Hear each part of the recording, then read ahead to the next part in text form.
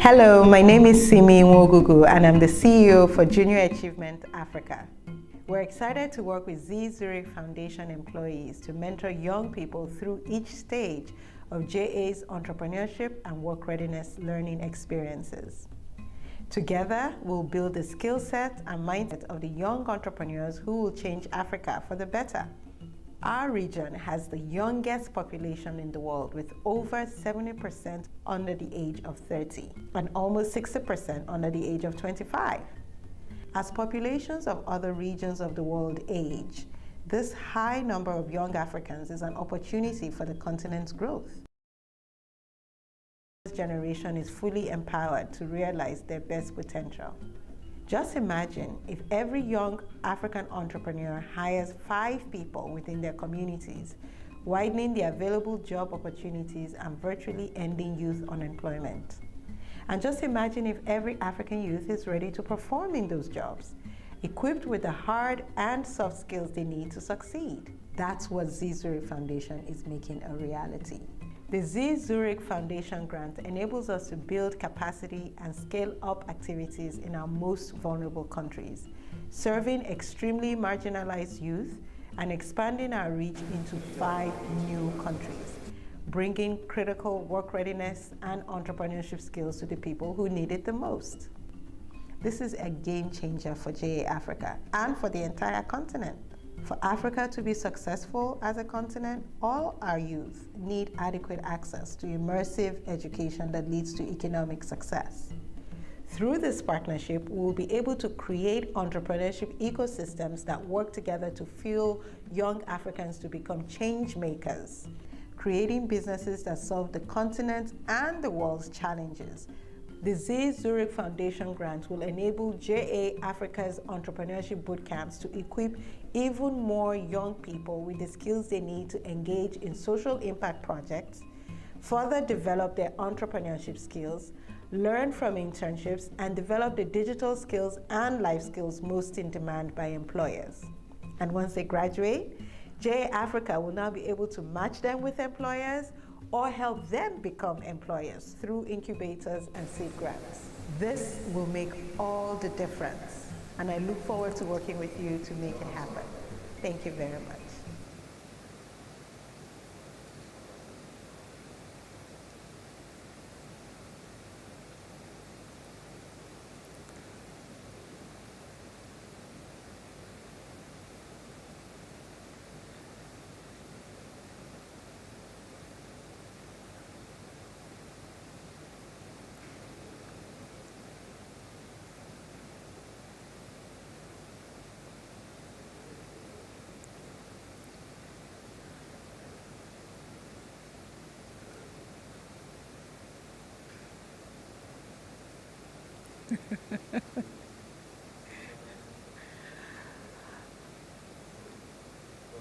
All right, all right, all right. If I say Africa, you say woo woo. So live studio audience, Africa! Gotta love it, gotta love it, gotta love it. And you heard from that Zurich Foundation video, it is all about you. If we are going to succeed, you have to be empowered, and that's what we are here to do. Well, hello, ladies and gentlemen, and welcome to the inaugural AFRINOVATIVE Youth Challenge. I was going to say innovate. Yes, indeed, because innovation is why we're here. Now, this is a celebration of, indeed, innovation and social entrepreneurship. My name is Anita Erskine, and I am beyond thrilled to be your MC for this incredible event. I'm invested in the youth of Africa, and there is no better way to demonstrate and establish it than to be here right now, speaking to the entire continent. Now, today, we'll witness inspiring pitches, thought-provoking speeches, and celebrate the extraordinary impact of our young entrepreneurs. Now, this event is powered by Junior Achievement Africa. JA, are you in the house? You're somewhere there. Let me hear from you. Now, JA Africa is one of the continent's largest and most impactful youth-serving NGOs, and Zurich Foundation, ZZF, a Swiss-based charitable foundation established by members of the Zurich Insurance Group. Now let's get interactive. Join this conversation across all social media platforms by using hashtag AFRINOVATE. Tag JA Africa on all platforms. On LinkedIn and Facebook, you can find us at Junior Achievement Africa, on Twitter at JA_Africa_, and Instagram at JA_Africa. Now, to get us started, we will, of course, be taking remarks from Simi Inwogu, the president and CEO of JA Africa. You heard from Simi in that video. Now, as CEO of Africa's largest youth economic empowerment non-for-profit organization and winner of the 2023 Africa Education Medal, Simi Ingwagugu is an expert on several issues. Now, talk about youth in Africa, particularly from education, talk about entrepreneurship, digital skills, financial literacy, and inclusion. Simi is right there. And of course, bring in gender issues and climate change. She is an advocate for youth in Africa, and she believes in their boundless potential to create the solutions, of course, required for a successful, innovative way to equip everyone and to make sure that Africa emerges. We've got the passion, we've got the platform, and of course, Simi is the one at the helm. Ladies and gentlemen, please help me bring Simi onto the platform. Simi, you are welcome. Thank you so much, Anita. I hope you can hear me okay. Clear. It's really wonderful to be here, very exciting to be here. It's our very first ever AFRINOVATE Youth Challenge, and this has been a culmination of work by so many people. I really want to thank especially our main sponsor, Zurich Foundation. Thank you for making this possible.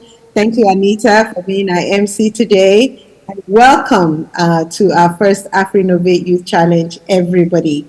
This game-changing partnership, as you heard from the video earlier, enables over 10,000 students or participants this year to become social entrepreneurs. Now, what do I mean by social entrepreneur?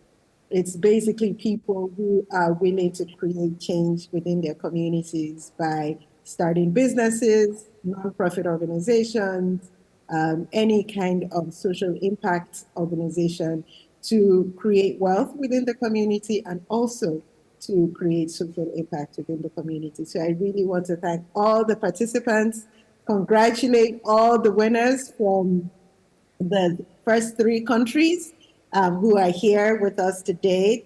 You are all winners already. You won in your respective countries, and now you're here to really be crowned the AFRINOVATE champion.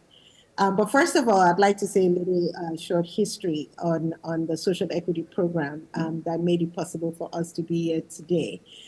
So a couple of years ago, JA Africa decided to age up our programming so that we could better serve youth closer to the job market. As you heard in the video, the unemployment rate is really high in Africa, and we wanted to be part of the solution.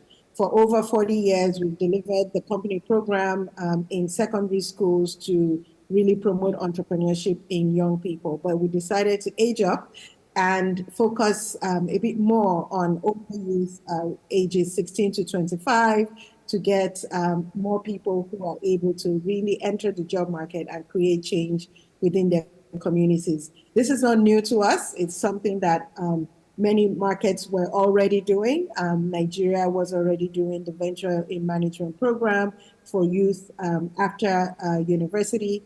And that was in partnership with Lagos Business School. And our keynote speaker today is the faculty lead for that program. So I'm really excited to hear her, Dr. Henrietta Onwuebusie, who will share with us her expertise on entrepreneurship in Africa especially. So I hope you will all be ready to hear from her. And then we decided to make this an Africa-wide initiative and partnered with Zurich. So thank you so much. I think Gregory and Gary are here today. They took the chance with us to go on this experimental journey with us to really bring young people, not just to focus on entrepreneurship, but social entrepreneurship to develop their communities. And the pilot year focused on Côte d'Ivoire, South Africa, and Uganda. So we have the winning teams from all those countries. And in 2024, it's going to be even bigger and better. Why? Because we have new countries coming into the partnership: Togo, Burkina Faso, DRC, Democratic Republic of Congo, and Tanzania. Again, thanks to the partnership with Zurich Foundation. So we're going to have 7 countries go through this life-changing program this year.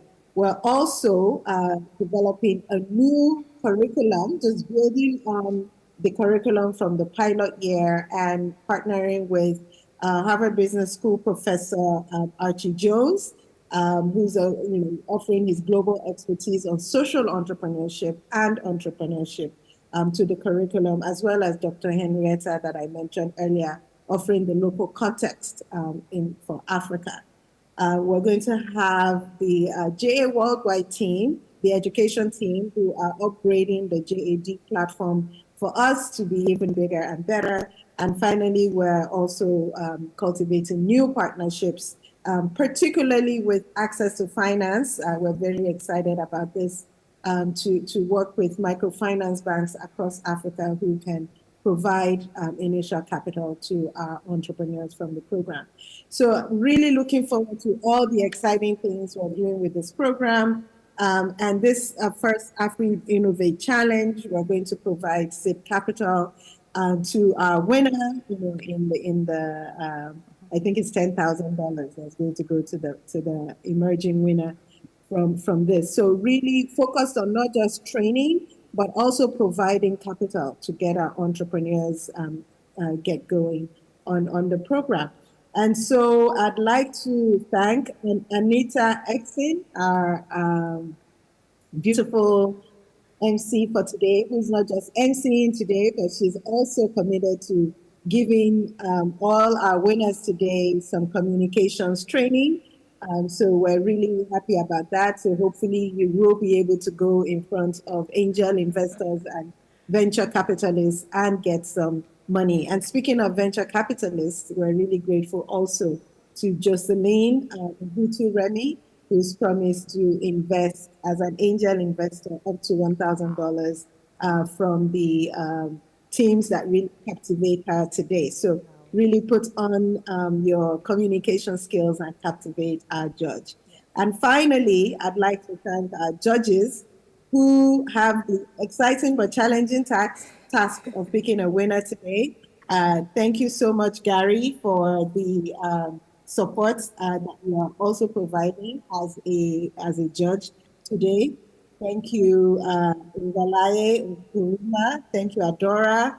Odukwe. Thank you, Jocelyn again, Muhutu Remy, and of course, Team Swain from PMIEF. Thank you all so much for your contribution to this. And again, I want to thank our teams at J Africa, in Côte d'Ivoire, J Côte d'Ivoire, in South Africa, in Uganda, and especially our project lead, Memuna Williams, for putting together an awesome program. So sit back, relax, and enjoy.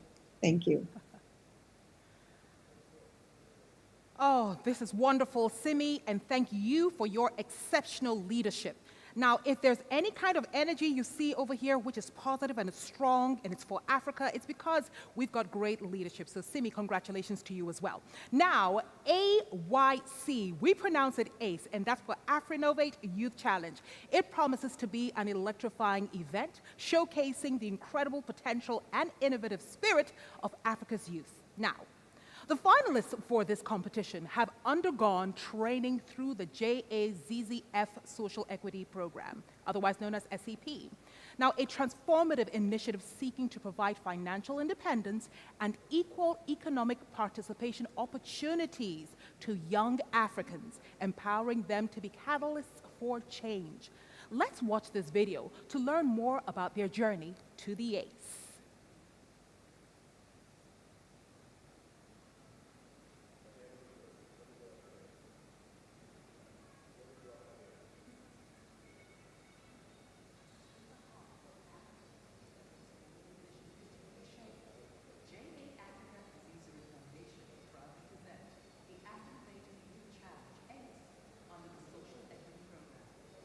This joint mission seeks to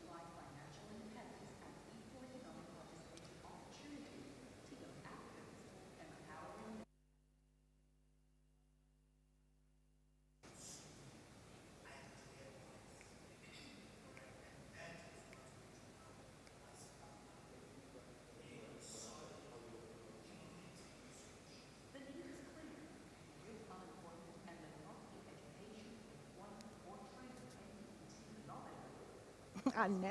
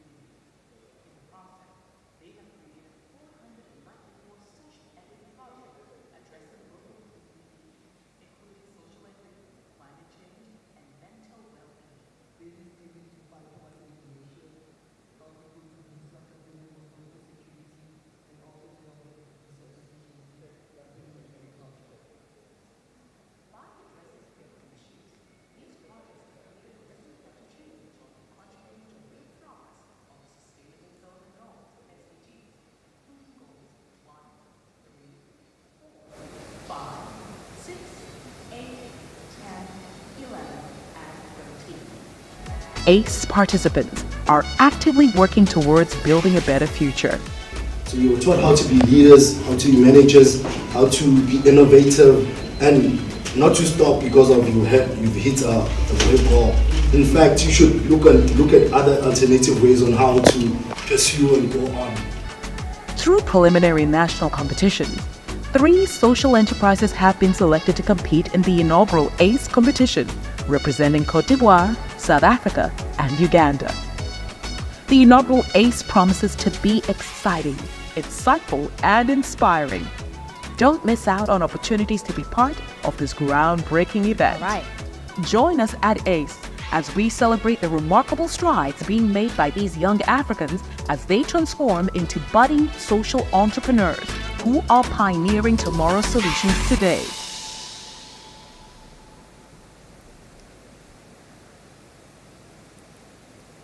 All right. So now that you know who, what, and where we are, and primarily why we are, it's now time to get to know who those extraordinary teams vying for that prestigious award are. Ladies and gentlemen, Red Heart from La Côte d'Ivoire have developed an innovative application for managing blood donations, addressing a critical need in their community. Now, Transcendence from South Africa, an IT-based company, of course, they're aiming to eliminate paper usage, contributing to a more sustainable and tech-driven future. Bedmont from Uganda. This team is making strides in environmental sustainability by creating bricks from used plastics, offering a novel solution to the plastic waste problem. Wow. In a few minutes, you get to hear from each and every one of these groups. Exceptional. Now, before those pitches, however, let's find out which judges are going to take us to that final competition, that moment when $5,000 ends in the hands, the palms, the organization in seed funding. Now, of course, in addition to that, Simi mentioned it, they'll be winning communications coaching by myself, business coaching by some of our esteemed judges, bonus funding from an angel investor. And they'll also be evaluated by an esteemed panel of judges, I'm going to introduce them shortly, on their problem problem and solution, business idea and structure, and team collaboration and communication. But before we listen to their very important pitches, I think it's important that we get to see who these judges will be. Now, we've got Mvalaye Koruma, who is the Group Head Chief Digital Officer from EcoBank Transnational Incorporated. Thank you so much for joining us, Mvalaye. Adora Odukwe, who is a Senior Manager MDoc Healthcare, is also joining us. Jocelyn Muhutu Reni, who is the Managing Director Sub-Saharan Africa of Spotify. Gary Shaughnessy, the Chair, Zurich Foundation. Last, definitely not the least, we've got Tim Swain, Grant Specialist, PMIEF. You'll be seeing my judges pretty soon. Now, these judges are responsible for selecting the winners for the, of course, Ace of the Year Award, a big job they have today, Innovation Award and Impact Award. We are grateful to our esteemed judges for giving their time and expertise for this all-important event. Now, here's the competition structure, and here are the rules. Please do pay attention. Each team has 5 minutes to pitch, and then an additional 5 minutes of Q&A with the judges. Now, each judge can ask one question. Of course, if there's a little bit more time and we're not at the 5-minute mark, you can by all means ask a question if no one else has any other questions. There'll be a countdown clock, which of course starts when the competition or when the presentation begins. So please pay attention one more time, 5 minutes to pitch. After that, you can interact with the judges for 5 minutes. There is a countdown clock. I urge all of you participants to please pay attention, okay? So, ladies and gentlemen, here to present to you in the first place is La Côte d'Ivoire. Of course, the group name is Red Heart. Mesdames et messieurs, je vous présente la Côte d'Ivoire.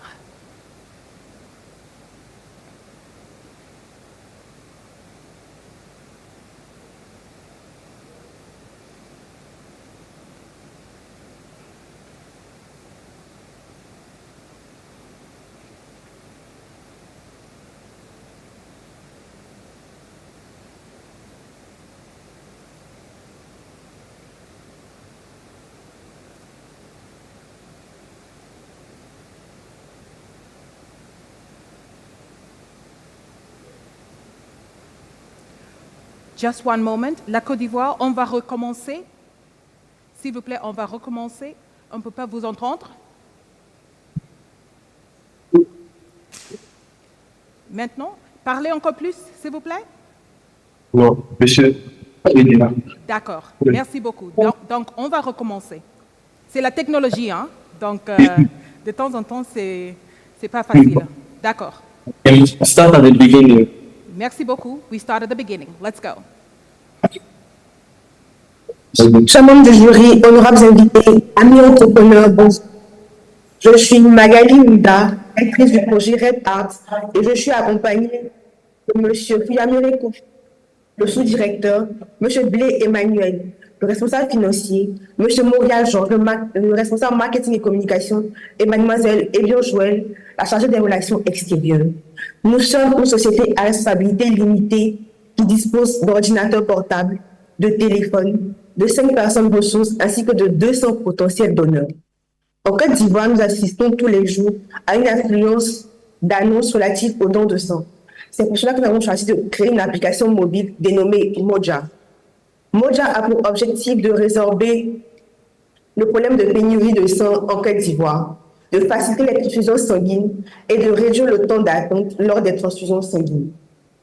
Comme proposition de valeur, nous pouvons dire que nous nous distinguons sur le marché car notre application offre un système de traçabilité, un système de prise en charge en temps réel des personnes donneuses et receveuses de sang, un accès rapide aux donneurs et aux receveurs compatibles. Notre application dispose des fonctionnalités suivantes. Elle est dotée d'un système de géolocalisation, d'un système de prise de rendez-vous, d'un système d'alerte en temps réel, de la liste des hôpitaux de notre environnement. Également, comme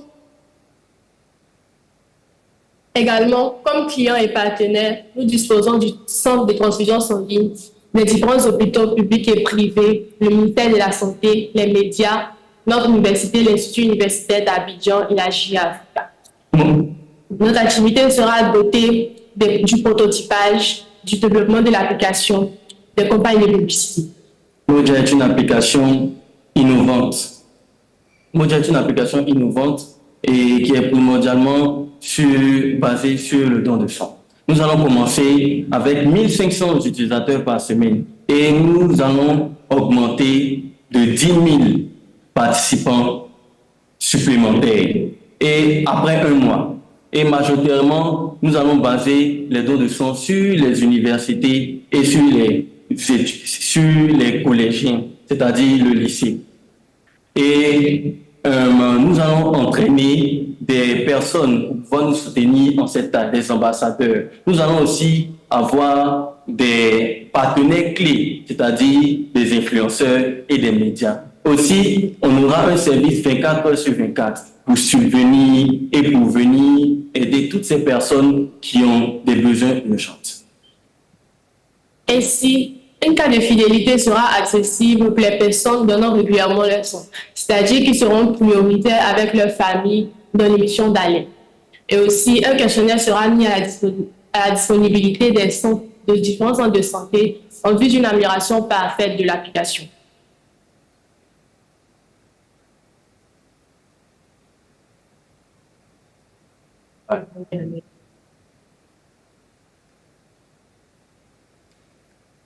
Okay.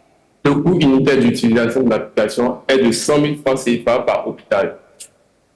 Après le lancement de l'application, initialement, nous allons débuter avec 20 hôpitaux et une croissance mensuelle de 20 hôpitaux pour un chiffre d'affaires annuel de 156 millions de francs CFA. Je tiens à signifier que le seuil de rentabilité sera atteint au bout de 3 mois après le lancement de l'application. Le coût global du projet est de 5 87 250 francs CFA. Nous allons utiliser 2 millions pour le développement de l'application et la maintenance sur 3 mois et les 3 87 250 pour les différentes campagnes, c'est-à-dire dans les hôpitaux, dans les lycées, les universités et dans l'intérieur du pays. Ensemble, aidons notre application Moja à naître et à sauver des vies. Merci beaucoup.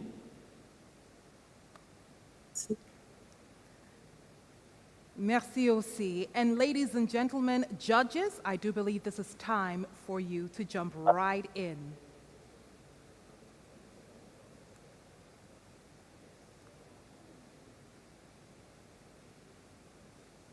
Judges, over to you. Hello, can you hear me? Loud and clear.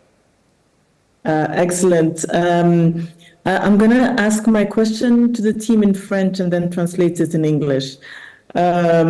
Bonjour l'équipe Red Art, je m'appelle Jocelyne Moutoureni, je suis la PDG de Spotify pour l'Afrique. J'ai une question concernant votre projet. Dans votre présentation écrite, vous avez mentionné que les utilisateurs devront payer au moment du téléchargement de l'application 1000 francs CFA et à nouveau si jamais ils utilisent l'application pour solliciter du sang. Est-ce que c'est bien comme ça que ça marche? Non, on a eu à apporter des modifications. L'application sera téléchargeable de manière gratuite pour tous les utilisateurs et n'auront pas à payer de frais. D'accord. So the question from me was that in the documents, I had seen that users would need to pay 1,000 CFA francs to download the application. And I was wondering about that because it didn't sound to me that that was a realistic thing to do. People are not used at all to paying for downloading applications, especially for an application like this that is only, that you download only, in case something happens. It's not something that you can use immediately. Anyway, the response from the team was that they made modifications and users now do not need to to pay to download the application. I have one follow-up question and then I'll leave it to the other judges. Ma deuxième question concerne vos rapports avec les hôpitaux. En tant que consommatrice, même si je suis très prévoyante, etc., il y a peu de chances que je télécharge une application pour l'éventualité que j'ai un énorme problème, un accident de voiture et que et que je sois obligée ou que l'un de mes proches soit dans une situation comme ça et que je sois obligée de demander du sang. Les gens ne sont pas prévoyants comme ça. Il me semble que votre marché principal, ce sont les cliniques, les hôpitaux, etc. Quelle est votre stratégie d'approche vis-à-vis de ces institutions? Je traduis la question et vous pouvez apporter votre réponse. The question was, the strategy seems to be focused on consumers and expecting consumers to download this app when approaching hospitals and clinics, etc. Should be the primary focus in my view. So that's what I asked the team about.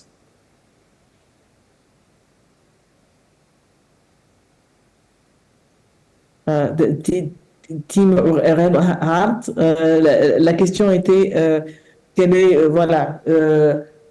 consommateur versus hôpitaux. L'approche est d'abord d'aller vers les hôpitaux, les différents centres de santé. C'est-à-dire que ce sont eux avec eux qu'on va travailler en collaboration. C'est eux qui auront à télécharger l'application et puis gérer les différentes transactions. D'accord, donc ce n'est pas une appli, vous n'êtes pas dans un business direct to consumer. Votre business c'est B2B en gros. C'est ça, donc vos clients ce sont pas les individus, ce sont les institutions de santé. Correct? Oui. Oui, c'est sûr. Nous, on sert principalement de transitaires. Nous sommes intermédiaires entre quelqu'un qui recherche du sang et les institutions qui peuvent donner du sang. Donc, par exemple, vous êtes dans un besoin, vous avez fait, par exemple, un accident, vous avez besoin de sang. Donc, lorsque vous allez dans l'application, vous lancez l'alerte, on transmet directement aux institutions qui pourront vous aider. Donc, on va vous faciliter la tâche et vous faire gagner beaucoup plus de temps. D'accord, compris. So the clarification I was asking was about, is this a direct-to-consumer business? That's what it looked like in the documents that we received, that we evaluated yesterday. But the clarification that was brought here is that this is a B2B application, meaning that the clients are hospitals, clinics, etc., and the app will essentially play the role of an intermediary to really accelerate the time it takes for such an institution to get blood to assist patients. No more questions on my side. I have full clarification on what I need. All right. Any more judges? Please go ahead. Ok, c'est Valai Kuruma. Je suis le responsable du numérique. Okay, I am Sambalai, and I am also with EcoBank. I was speaking. Par rapport à l'application, vous pouvez un peu décrire l'expérience, que l'expérience client se passe. Une fois. How will the client or user experience be like? Once somebody needs blood, a patient, for example, when that person puts the request in the application, what will happen? Can you kindly explain? Can you kindly be more precise? If somebody who wants to donate comes to the health center, how is it received? So kindly explain. When there's a request that is made from somebody who needs blood, what is the journey from to the institution to the donor and everything? Thank you. Ce qu'il faut savoir, initialement, si une une personne lance une alerte sur l'application, nous allons le signaler au Centre national de transfusion sanguine. Aussi, nous sommes en partenariat avec cette institution qui a envoyé déjà 2 représentants ici. Et si ces institutions disent à l'application qu'ils n'ont pas ce type de sang, nous allons émettre une alerte dans un rayon de 4 km aux personnes du même groupe sanguin qui sont sur l'application pour leur dire qu'à proximité de vous, il y a une personne qui a besoin de sang. Si à proximité, il n'y a pas de donneur, nous allons étendre ça dans la ville entière. Maintenant, par rapport à la relation lorsqu'on arrive dans un centre, ce qu'on peut dire, c'est que ça va être rapide.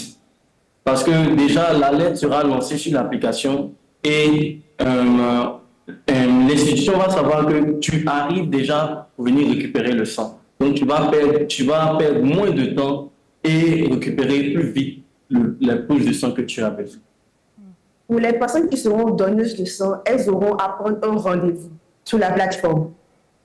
Vous entrez vos informations, vous dites que tel jour, le mercredi à partir de 15h, je viens vous rencontrer, vous donner mon sang. Et quand vous arrivez, quand vous lancez votre rendez-vous, c'est validé par l'institution qui va vous recevoir. Lorsque vous arrivez, vous êtes directement pris en charge. Eux, ils se chargent de la vérification de la qualité du sang et tout ce qui entre en jeu. Merci. Thank you. Any more judges? We have just over a minute to go. Please go ahead. Do we have time for any other questions? One more question, please. Sure. Thank you so much, Team Red Hat. My name is Adora Odukwe. My quick question is, what are your plans for offline capabilities? So in the case of power cuts or in the case of a downtime with the application, have you thought about offline capabilities? And if you have, what are those? Thank you.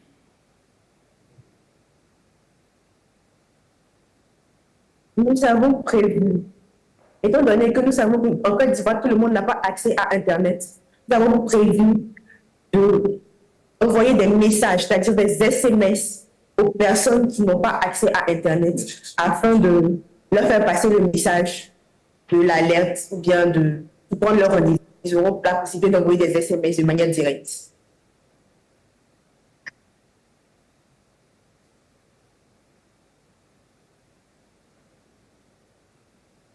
Thank you. And thank you. Wow, La Côte d'Ivoire, indeed. Ways to save lives, and the youth of Africa are on it.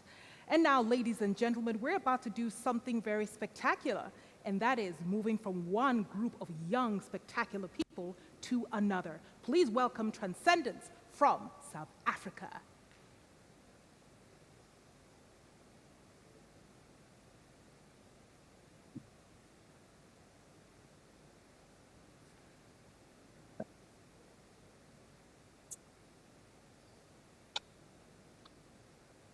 Good day, ladies and gentlemen. My name is Minentle Mtsembu, and I'm from South Africa. We are Transcendence. On my left, I've got Nondumiso Ngobo, and on my right, I've got Nogwetemba Dlomo as my teammate. We are here to give you a groundbreaking idea. Transcendence, integrating into greater heights. What is a data server? A data server is a software program that is designed for database services such as storing, securing, and processing of data.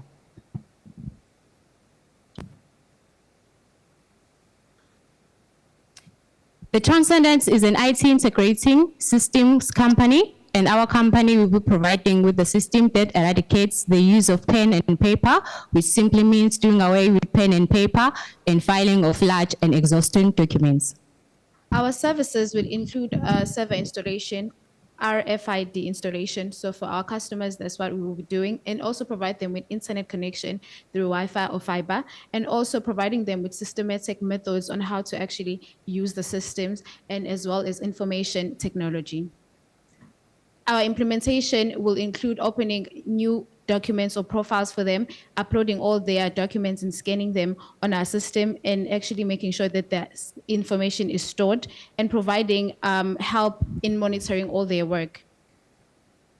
What is radio frequency identification? RFID is radio frequency identification that works between the reader and the tag. The reader has got an antenna where the tag comes in contact with the reader, and they can be able to pick up who the person was, and they can pick up their folder, and they can edit onto that folder.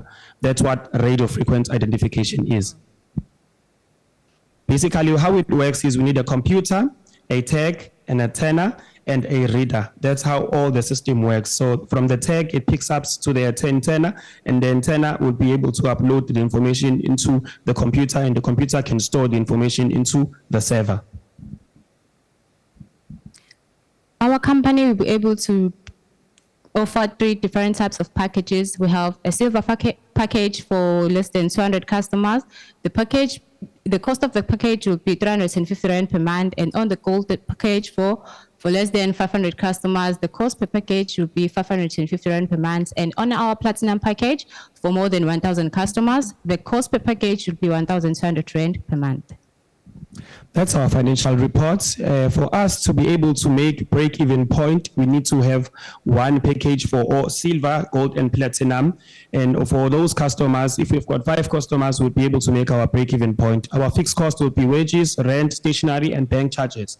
For variable cost, we'll have monitors, laptops, specialist fees, and portable Wi-Fi's, as you can see on the diagram.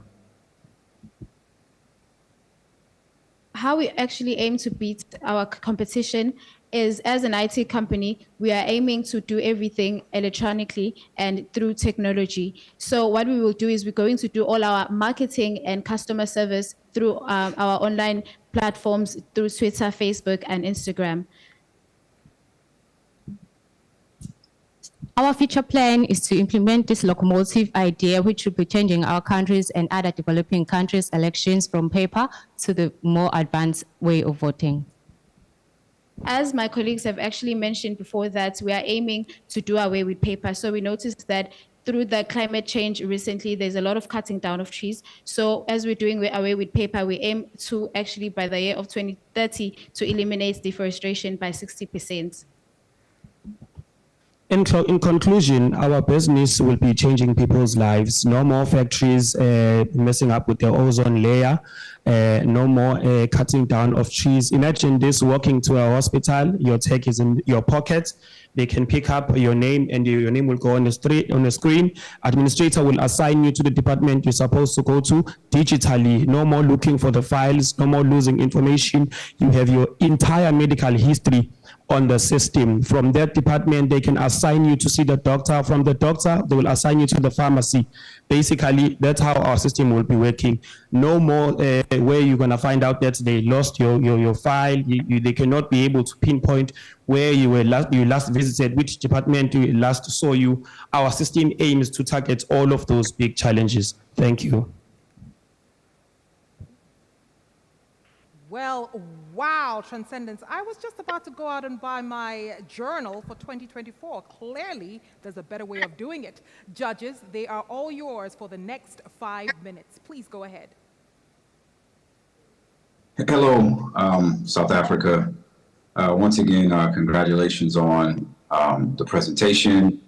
Grateful for your time today. I just have a quick question. So, from my understanding, the primary challenge that you're trying to solve is eliminating paper usage and digitizing these processes.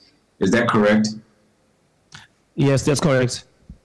And if so, can you please remind me, initially, who is your target or your primary demographic that you want to market your services or your business to, the primary one? Our primary ones will be first to be able to sell the business to our government, so that they can be able to sort out most of the challenges that we have in our communities, our clinics, our hospitals, our schools, where you find most challenges, where most of our communities, they are a little bit late when it comes to information technology, as we come from the disadvantaged backgrounds. We want to be able to be able to teach our communities that let us be the change that we want to see our communities to become. So we want to target mostly all the departments where you find that you will be waiting on queues, on long queues, home affairs, renewing your driver's license. Hospitals are our biggest issue, where most of the time you find that they will not be able to locate some of your information for the whole day.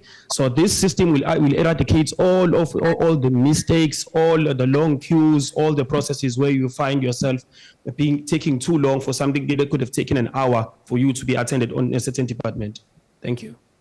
Thank you. Can I follow up on that question? Thank you very much for the presentation, guys. That was really helpful. Could I understand what is the prime driver in the first place? Is it cost savings for the government? Is it the environmental benefit? Is it the service benefits, or is it something else? What's the thing that will make them spend this money to have the packages that you've illustrated?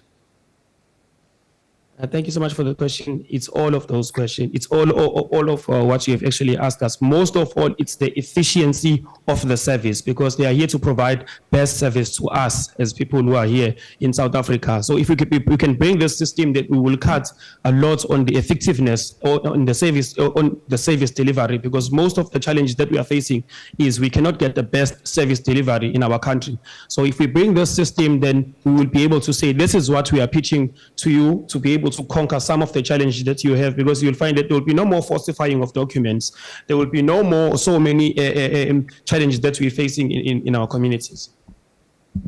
Hi, Gary. I'd like to just add from what Minete has just mentioned. So basically in our community, we're in Durban. So there's currently a lot of floods, and we realize that floods are caused by the deforestation. So for us, we looked at that point and we realized that we could be saving lives. There's a lot of families that are living under these conditions. Currently, right now, the heavy rains are affected by the climate change. So most importantly, that was actually one of the effects that made us come up with this brilliant idea. Thank you very much. Hi, Team Transcendence. Can you hear me? Yes, we can hear you. Sure. Thank you so much. Just piggybacking on some of the comments that you made. I think in the spirit of also learning through this process, I think it's important to start off with actually speaking to the problem that you just spoke to, right? So you may not get the chance to get asked this question. So you start off with what the problem you're trying to solve is, and then we can move from there. My question is there anything close to this that already exists in South Africa or in other regions in Africa that could be replicated or expanded to still meet the service that you're rendering? For what we are targeting for right now, no. They've got similar systems, but it's not what we want to go for. What we want to go for is something completely unique and something that will be able to work, because when we're working with the tech and the readers, the efficiency is brilliant, because you don't have to wait in the queues. You don't have to have a system glitch. There is a load shading. Everything has to be stand still. We've got the systems are offline. You don't have to work with all of those, because the techs and the readers can actually work even when we don't have electricity. So the efficiencies of service delivery will be actually much more faster and effective. Thank you. All right. Time with the judges is up. So for Transcendence, it sounds to me like yours is technology for climate action, for social impact. That's what you're doing, and I'm proud of that. Now, ladies and gentlemen, let's go over to Uganda, where we'll hear from Bedmont.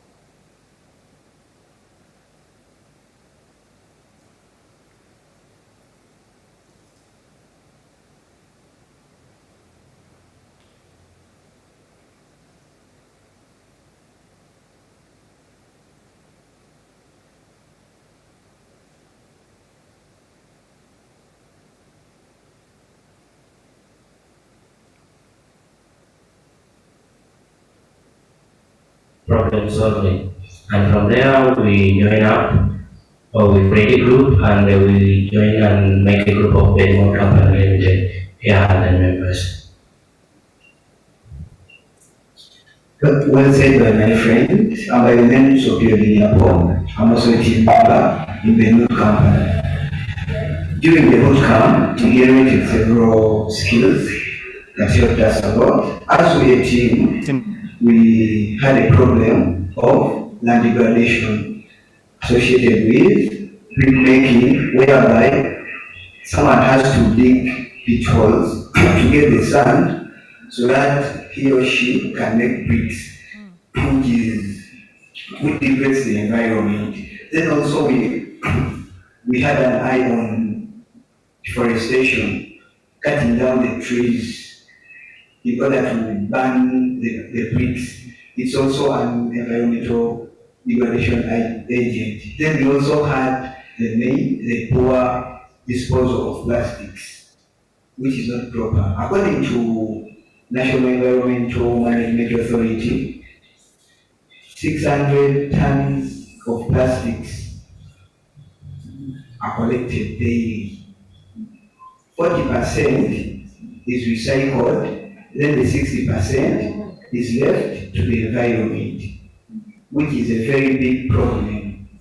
So me and my fellow teammates, we sat down and brainstormed. Since we had the skills we had generated, we came up with the final solution, which was making plastic interlocking bricks and pavers. And by making this, for real, it will help in our climate and also the environment as well. Thank you. With all this, let me also, for what my colleague says something.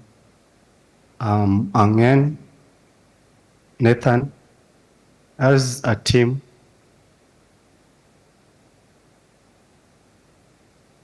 our strategy of marketing was to move to door to door. I'm Nyaganan Sibela. We are going through the process of making our plastic interlocking bricks and pavers. We put on our gears for working because we can't work on our clothes. We need to put on our protective gears. Then we set our fire, then put our plastics with some quantity of some little soil. Then we cover it so that the smoke from the plastics doesn't come out of the can to reduce on the quantity of the smoke.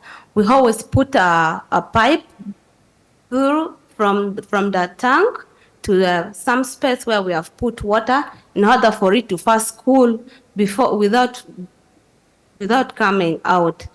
And after making that, we bring our interlocking boxes, then we pour our plastic pavers in it. We give it some 30 to 40 minutes to cool, then we can pack them inside. Thank you. Yeah, and we are going for the next step. The cost of making our products are the plastic interlocking bricks. We make them each at 1,700. Then we sell each at 2,700, making a profit of 1,000 each block. Then interlocking pavers, we make pavers at 500 shillings. Then we sell them at 1,000. Each pavers, we get 500 shillings. Hence getting something from it and saving our community from degradation, from deforestation, and wastage of cost of plastics around our community. Hence hoping us save some little money out of it and employing others. Yeah, that is it. And we are going straight to our competitors. When you compare this type of bricks of ours, like this one is what we are calling the plastic pavers. Yeah, it's a plastic pavers. We sell as she has invented. Our cost structure is, for us to make one like this one, we cost 500 and we sell it at 1,000. In order that, it means we are getting a profit of 500. And this one is a plastic interlocking bricks. And this one, it is when we're selling, we sell at 2,000 at 2,700, but our cost price is shilling 1,700. That means we are getting a profit of 1,000. So for the matter, when we compare to our competitors, for them they sell this one at shilling. For them they sell this one at shilling 1,300, but for us ours is cheaper than them. And when you compare this one, they are selling it at around 3,500, 3,300, but ours is good. And ours, it is save time when building. Instead of you building using the other kind of bricks, thereby it needs mortar and cement for it to be for you to build. But this one does not need the cement and does not need those other materials. It is save time in a house which is like you can build within a week. You can build a house within a week, but when using the other type of bricks, you can take like a month for building just building a house. But this one, it saves time and it's good. It's cheap. It's affordable. It is affordable to buy and to manage it. Bedmont, thank you so much. Your time is out. I wish I could give you more time because it seems to me that you are passionate and you're creating something that can indeed change lives, but we've got to move on. My sincere apologies for that. Judges, it seems to me like Bedmont is creating something exceptional out of plastic waste. What are your questions? Okay, maybe I'll go first. Thank you for the presentation, Bernard. I think it's pretty exhaustive. I have two questions. The first one is, where has this material, all the bricks and the pavement that you're doing, who's been using it, right? And have you already built anything, or has anyone build something out of it, either a hut or a pave or whatever it is, right? So what has this been used to build something? So that's the first question. The second question is, I've seen in the videos and you were explaining the process of producing this. And it's pretty tough process. It's a pretty long process. If you want to serve and grow, you will need to find a more effective way of producing this at scale, right? So what is, when you guys think about scaling, about growing, about serving much larger market, how do you think about what's the process that you're going to be using to grow, to scale this business? Thank you. Thank you. I'm starting with this second question. As you're asking how I'm going to make it more large, so with this one, I don't know whether I don't pick it well, because in this second one, I think there's something I missed out. I'm begging for your... The question is, if you want to have an impact, you need to do more than, I mean, today, you maybe with the system that we've seen, you can do maybe 10 a day or 20 a day or 100 a day with the team that you have. If you want to be able to have a real impact, 10 a day is not enough. You'll have to do 1,000, 10,000 with all the plastic that are there. So it needs to be more than just a small unit. And you need to be more efficient in producing it. So have you thought about that? So what's your plan to scale? So, thank you. Our plan is to buy a machine so that it can ease our work. Like the machine that which we will use for breaking the plastic into smaller particles, and the machine which we are going to use for melting the plastic. And again, we need we are planning to buy a machine, the the molding box, the one which has shape of the bricks, whereby we shall be using for producing as many in a day. So our plan is to buy these machineries, and I'm begging that when we win this money, we shall use it for buying all these. And let me give the second question to my colleagues. Additional to that, you said if we had received any potential customers. Yes, we did, but we had already started our project. We were already moving on. So the customer was like, I want an order of 1,000 plastic pavers, but he gave us a duration of 3 months. So because we were lacking the machines, and also our number since was less by then, so the deal was kicked off. So that's why we are here today.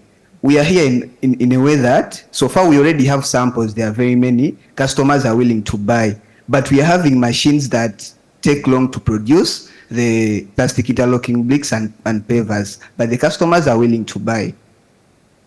Yes, thank you. Thank you.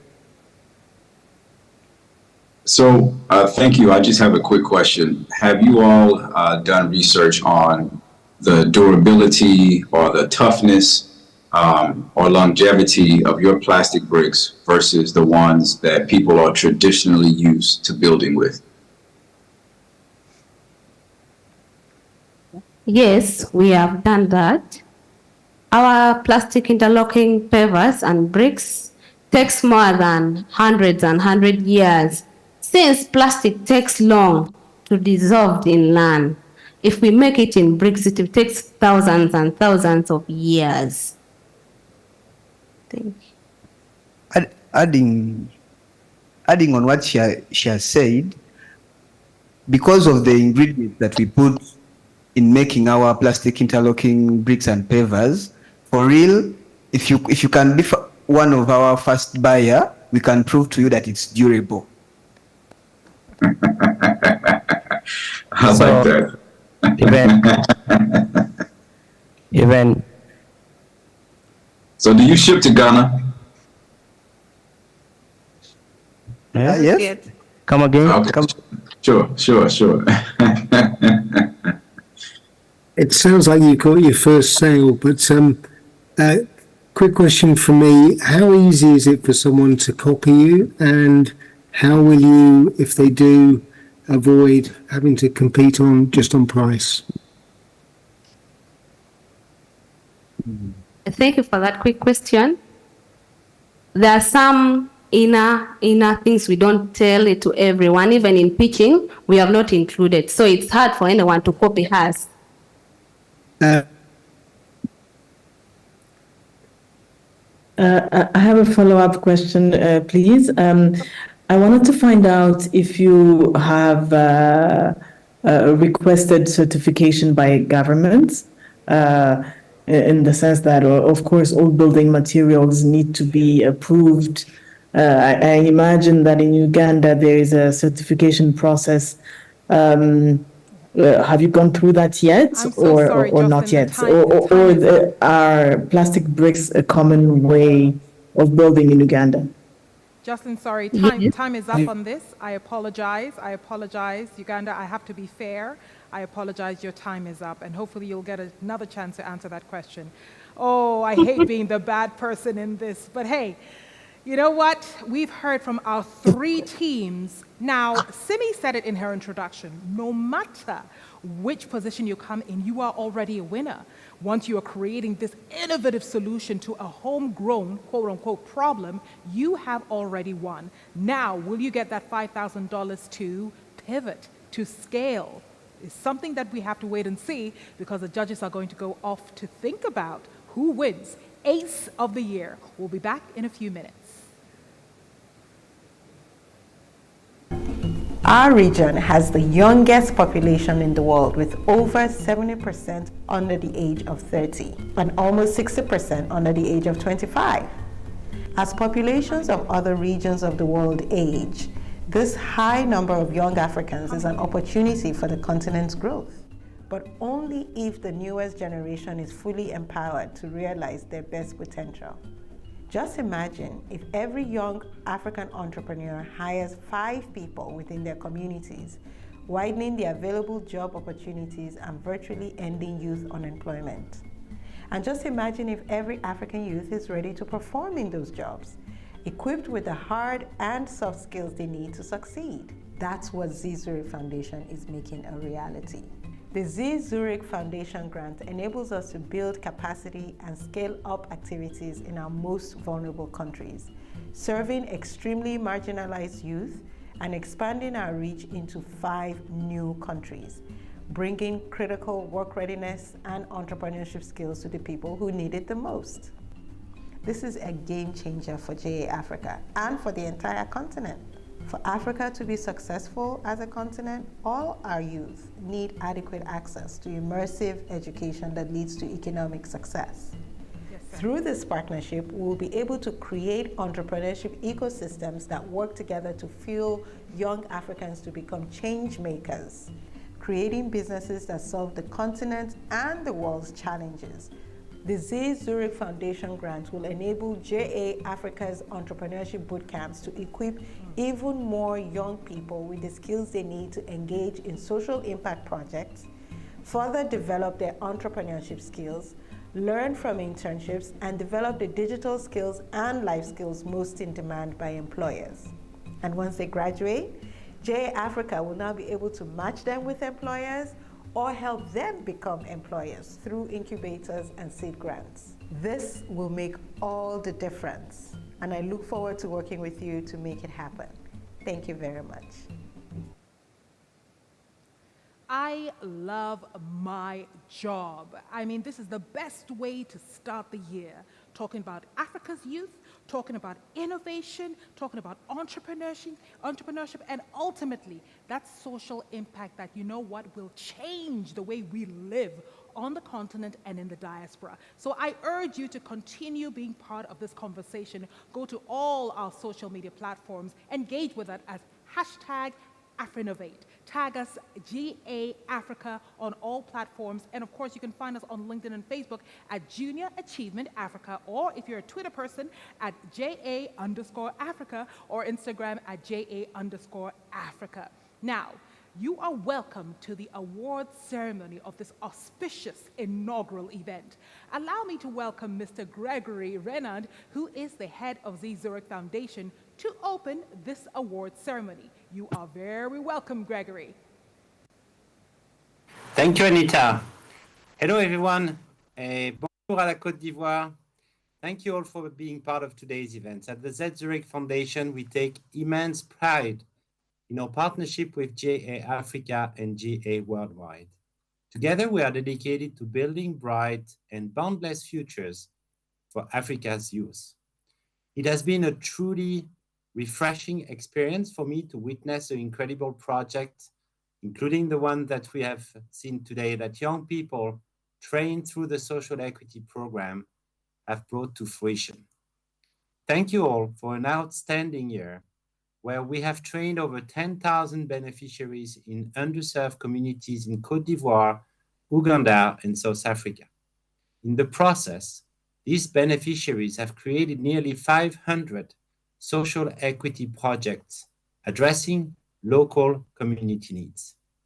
Now, I'm delighted to welcome you to the second part of today's event, the moment of truth, where we will discover which team will emerge as the first ever African Youth Challenge of the Year and celebrate other outstanding awards.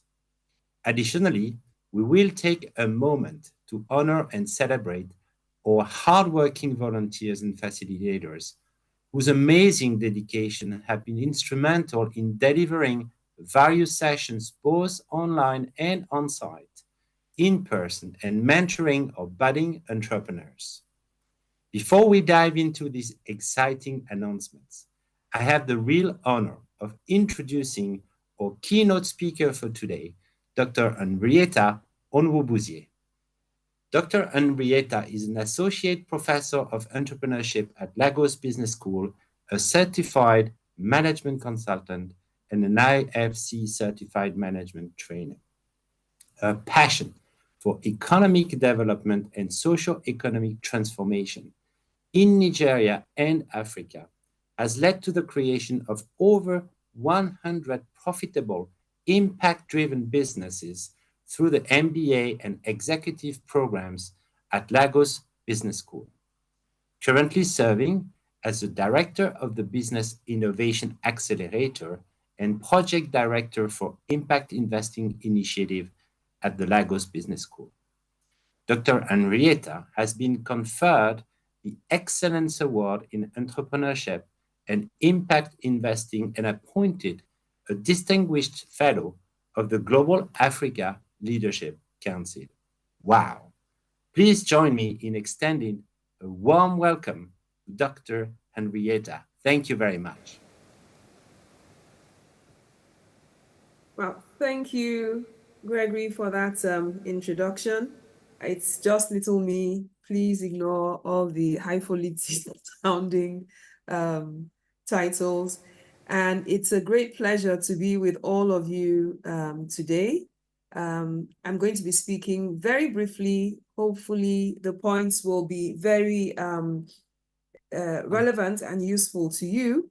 And I'm hoping that we finish today with points that will inform your businesses, impact lives, and transform society. So basically, I'm going to be talking to you about success principles for life and business. I don't know, am I controlling my slides or is someone controlling my slides for me? Sorry, my email is coming in. Yeah, okay, right. Okay, so today I'm going to be looking at the most important factor for sustainable entrepreneurial success and what education should look like in today's world. Next slide, please. If possible, I'm happy to control the slides, but anyway, it depends on. Right, so as has been mentioned, because I was listening in on previous sessions, unemployment is a huge challenge in Africa. We know that our youth bulge should ordinarily be an asset to the continent, but with youth unemployed, it becomes a liability because people turn to crime to survive. And this doesn't have to be the case, okay? And I believe that our academic institutions, educational institutions, have a role to play in solving this problem. And so far, I don't think we've played that role well enough because we're still educating people to see job seeking as the ultimate. Meanwhile, we know that there are more graduates than jobs available, okay? So I think what we should be doing is educating people to be job creators, solution providers. And this is what, next slide, please, entrepreneurs do. Okay, so I'll just quickly give you my simple definition of entrepreneurship, which is to solve problems identified. Sorry, can we go back to the next slide, to the previous slide, please? Yeah. Solve the problems we've identified by providing solutions. And in this way, we add value because we help people, we provide the solutions people are looking for. They're willing to pay, and so we add value to the company, to the staff, and to the people customers who buy the products. And so in this win-win situation, entrepreneurs make profits. Okay, so we've just seen 3 amazing examples. In my head, I was judging them and thinking, oh, who will I choose? Okay, because all the solutions were so relevant. And you can be sure that they will all have people who are willing to pay for their products because they're solving really relevant problems. We all need paving stones. Someone is improving the environment by converting plastics to paving stones. Another one is making blood easily available. And I forget what the first one is doing, but they were all very relevant solutions. Okay, so this is what entrepreneurs do. They create solutions to problems. Next slide, please. And so, of course, if they just created solutions to problems and gave them out, they would be philanthropists, but they commercialize them. So they sell these solutions so they can make enough money to make more solutions and, of course, pay their staff. And they don't just make the solutions and think that's it, because things can be improved continuously. If you provide a solution and you're not continuously improving, competition will come in with a better version of what you have provided, and they will take your customers from you. So entrepreneurs have a mindset of continuous improvements. and they find solutions to societal problems. And this is why they are usually referred to as the engines of economic growth, because they're constantly making it possible for us to find, like Henry Ford did that in America when he was in his time. Most people were on horse carriages, and only the ultra rich were driving cars. But he decided to find a way to make cars less expensive and came up with the assembly line process, made cars more affordable. And because people were now buying, more people were able to buy cars, roads were built, petrol stations were created, the tire making industry and the repair industry was created. So you can see that entrepreneurs, through their actions, transform society.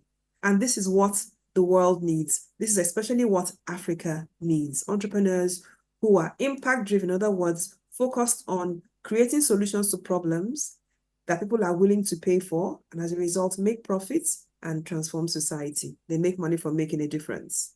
Next slide, please.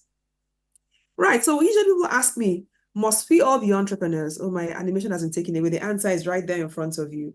And the answer is no, but we all need to have an entrepreneurial mindset. Because even if you're in paid employment, if you don't have a mindset of continuous improvement, you're going to find yourself out of work in no time at all, because very soon you become a relic. Okay? None of us are using the dial phones we used to use when we were children. We're all now using not just digital phones, but mobile phones. And even the mobile phone industry, we've seen us go from, the simple phones to smartphones. And we've seen, even in the smartphone industry, we've seen evolutions from the BlackBerry to the iPhone. Okay, we now have the Android phones, but BlackBerry is gone. At some point, it was as though if you didn't have a BlackBerry, you weren't somebody. But today, nobody's carrying the BlackBerry. So continuous improvements is the name of the game, and that's the entrepreneurial mindset. So whether you're starting a business, which is being an entrepreneur, starting a business based on a solution you're providing, which is being an entrepreneur, or you're engaged in paid employment, you need that entrepreneurial mindset so that you remain relevant and you make a difference, you make an impact, okay? The second question people always ask is, are entrepreneurs born or made? And the answer is very simple. Entrepreneurs are made. No matter what each person's temperament is, you're going to find that we are socialized into certain ways of being. Some people say, oh no, I can never run a business. I've had students in my MBA class who tell me, I've never thought of being an entrepreneur. I don't want to be an entrepreneur. And guess what? At the end of the semester, they are entrepreneurs. And to date, they are entrepreneurs. Okay, so it's really a question of what you understand entrepreneurship to be. We've got to demystify that term, especially as all Africans were entrepreneurial in pre-colonial times. But now we've been socialized into believing that the best path to take is to go to school and apply for a job. Okay, so we've got to rethink what we're doing. Next slide, please. Right, so the question now becomes, who or what is the most important ingredient for entrepreneurial success? And really, from my experience so far, I've been teaching for a long time. I sit on boards, I run a business myself, I have a consultancy. The truth is, the most important ingredient for entrepreneurial success is you. Because who you are determines the kind of entrepreneur you become.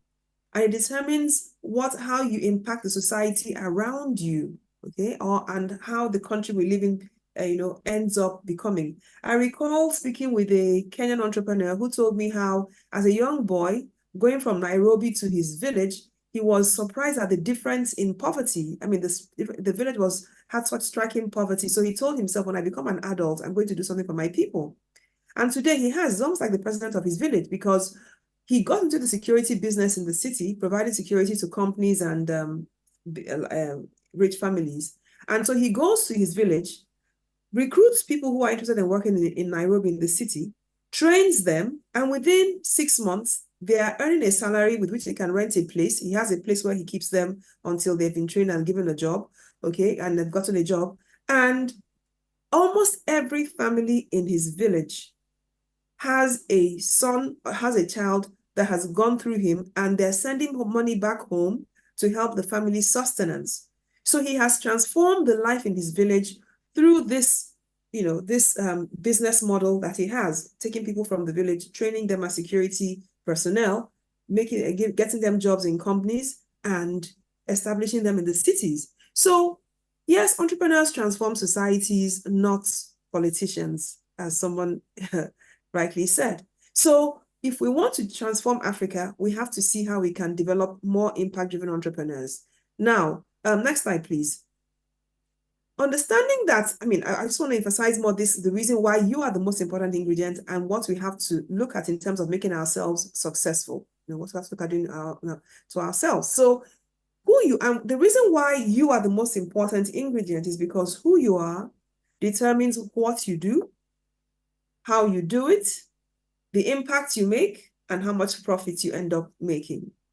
So assuming this entrepreneur, this Cairn entrepreneur I just told you about as an example, wanted to exploit his people, he would bring them to the city, treat them badly, pay them badly, and of course, he won't have the kind of thriving business he has today because he's a very wealthy man.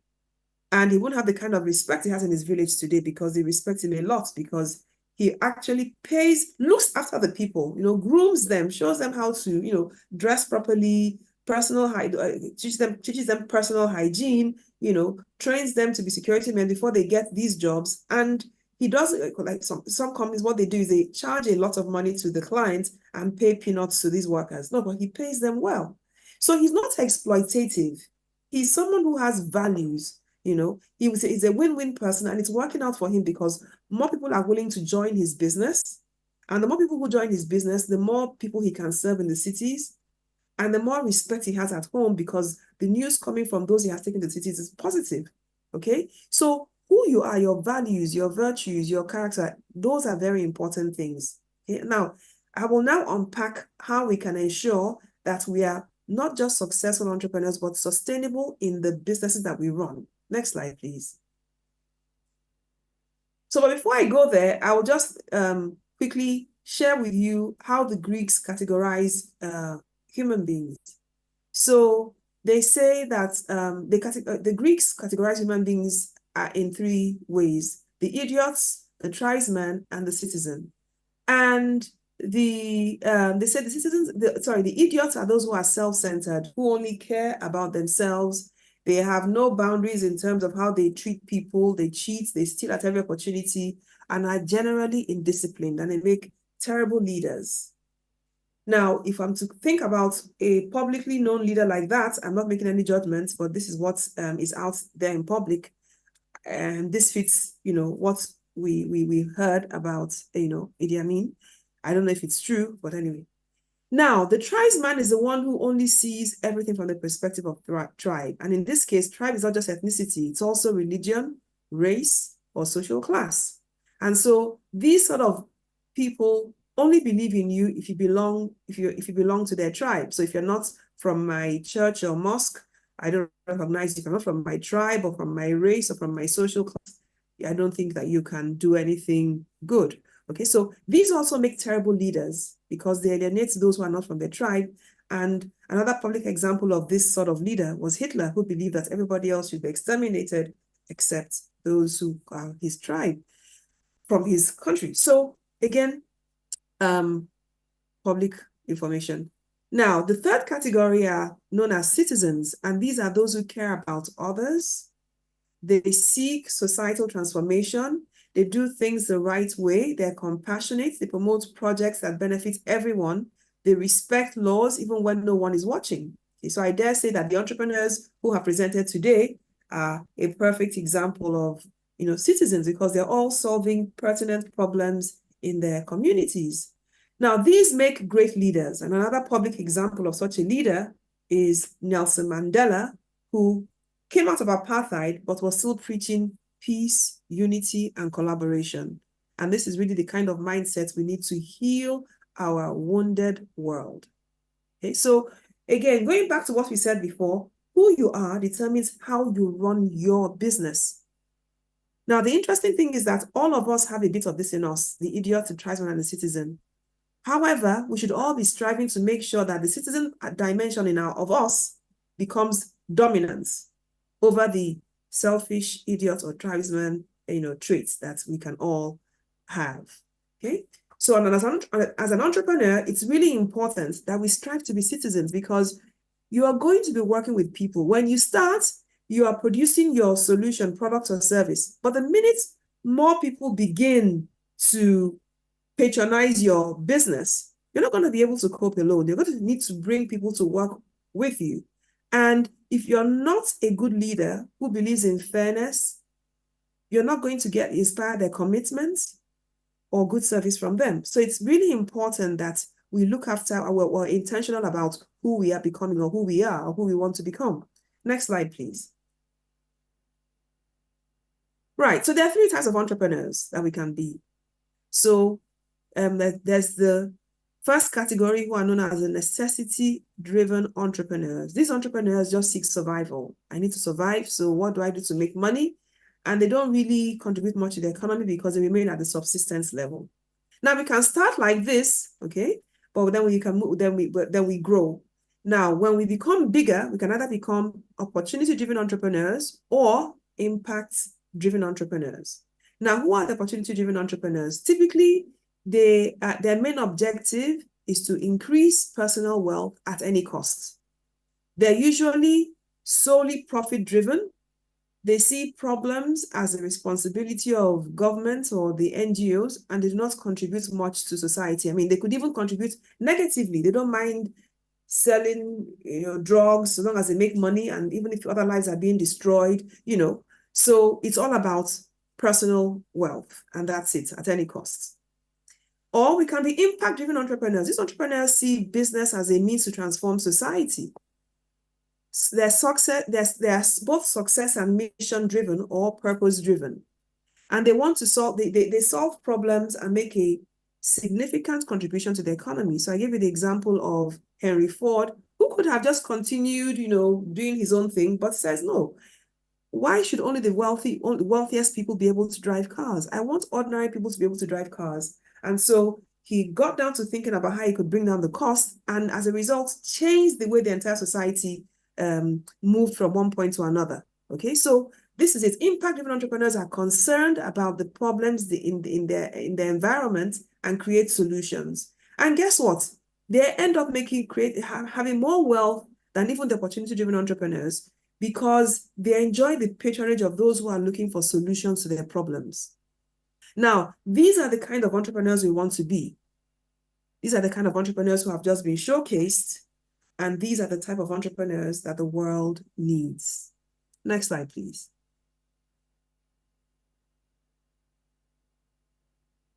Great. So just very quickly to see the importance of entrepreneurs and society. So most of the time we see problems, the line on top, okay, we see problems, pain points, poverty, market inefficiency, which means surplus maybe in the rural areas where the farms are and food is produced, and scarcity in the cities where the food is very expensive and sometimes not even available because of the logistics problems between the rural areas and the bigger cities.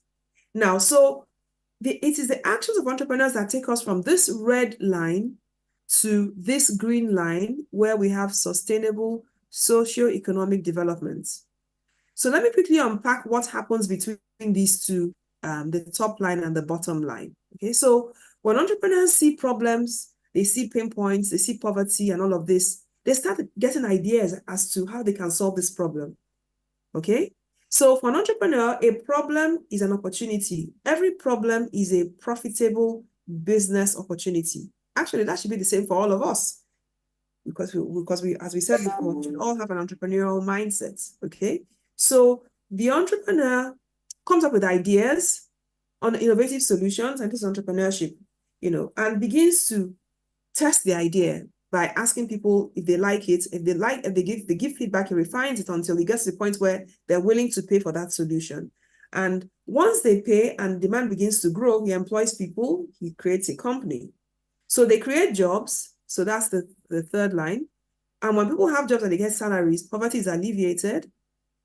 He creates wealth for the people, the company, himself. And if he's supplying customers, he also helps his customers create wealth. And so there's shared prosperity. Now, when you have a situation of shared prosperity, it compels government to accountability. Now, what do I mean by that? Let me unpack that by giving an example. Assuming a government official in France flies business class or first class, what do you think will happen?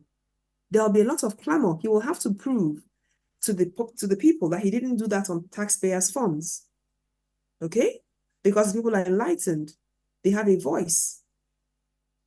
Now, when that happens in Africa, what happens? Nothing. We all just keep going. Nobody's asking questions because people are too busy trying to make ends meet. People don't even know whether that is his right or it is not his right. People don't, because they're not enlightened. So shared prosperity is important if we want to see this situation where we have government without accountability acting with impunity transform. Okay, so when the government knows the people have a voice, they're compelled to accountability.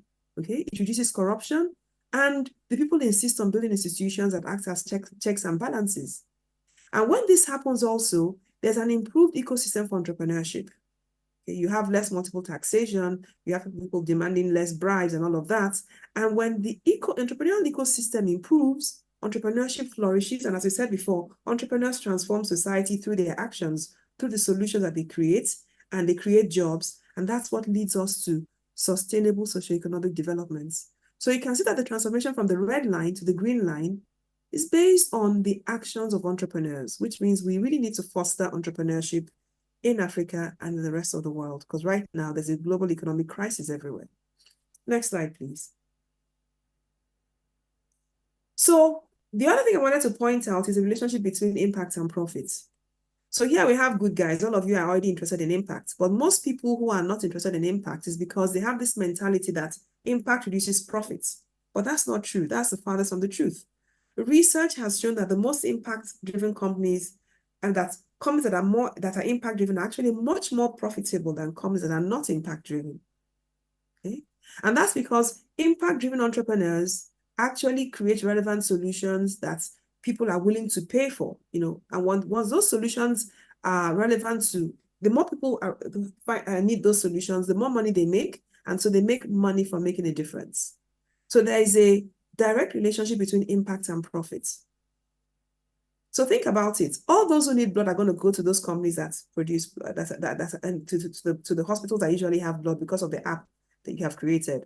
Those who are building, will definitely want to buy your paving stones because they need to pave the compound, they need the bricks to build or whatever, but they definitely will patronize you. Maybe the limit will just be the capacity you have to produce, not the demand, because the demand will definitely be there. So keep this in mind. In fact, the most important reason why people either fail or succeed in business is if they start a business thinking about solving a problem or just making money for themselves. If you're trying to solve a problem that affects many people, you end up making a lot of money for yourself because those people who are affected will be willing to pay. Next slide, please. Right. Now, having established the impact-driven mindset that is required for entrepreneurial success, I will just touch on very quickly the importance of soft issues. Because many times when we talk about entrepreneurship, we focus on marketing, branding, operations, financial strategy. Those things are good, but guess what? They will not work if your culture is not right. And I'm using this quote here to explain this by Peter Drucker. He says, culture eats strategy for breakfast, which means that no matter how good your financial, marketing, operational, or branding strategy is, if your culture, which I'm going to unpack in a bit, is toxic or unhealthy, it will kill your strategy. Okay? And culture is not something tangible. It's a soft issue. Okay, so let's unpack it. So what is culture? Next slide, please. Okay. Culture are the shared beliefs, traditions, and expectations of a community or an organization. Okay, next slide. So what this means is that the belief of the entrepreneur, the values of the entrepreneur, determines the culture of the organization.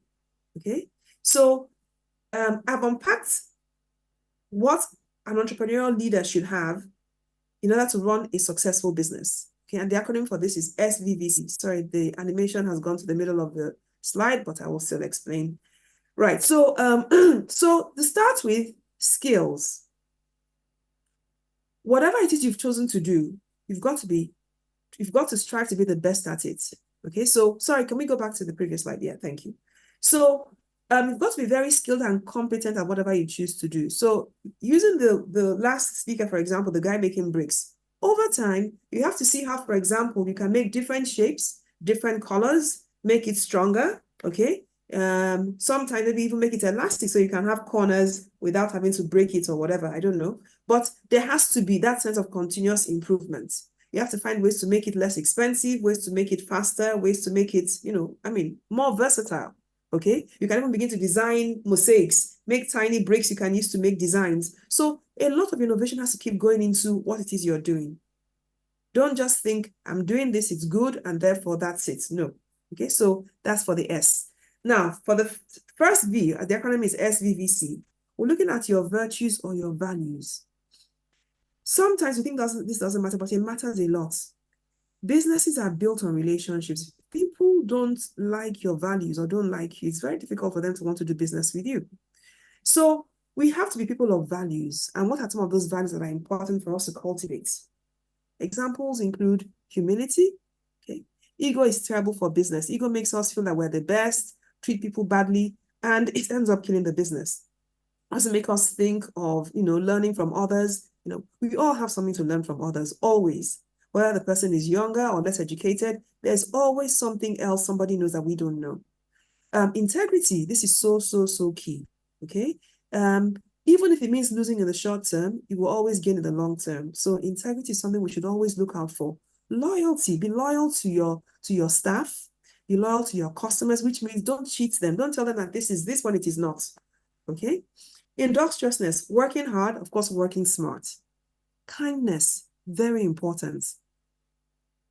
And I'm adding here spirituality, not the fake one, because there's plenty of fake spirituality in Africa, but the one that allows us have a conscience when we step out of line to say, I have to correct myself. It's very important. Okay? No, next, no, I haven't finished. Previous slide, please. So the second V is the value we offer to the market. Okay? So the question is, if we start a business just thinking about making money for ourselves, we really won't think about the customer. But if we start a business wanting to have a positive impact, we're going to do something that the market wants. Okay, so the question is, what problem are you solving? That's a good question to ask yourself as you think of going into business. What challenge do you see around you? It could be that, okay, my estate, most women don't have a place to keep their children, so I start to run a creche for them. It could be that most people have to leave very early because of the traffic and so don't have time for breakfast. So I can be the person who packs breakfast and a drink or a cup of tea or a drink for them in a flask every morning, and they pay for it. We actually make a menu. Once the menu is agreed, every morning I deliver to your doorstep or you pick it at the gate as you leave because, I've already prepared it for you. So every problem is a potentially profitable opportunity. But we want to make sure that we're adding positive value. We're not the ones encouraging people to, I don't know, for example, do drugs or drink too much alcohol or whatever it is, okay? Drinking is not bad, but excess is always bad for us physically.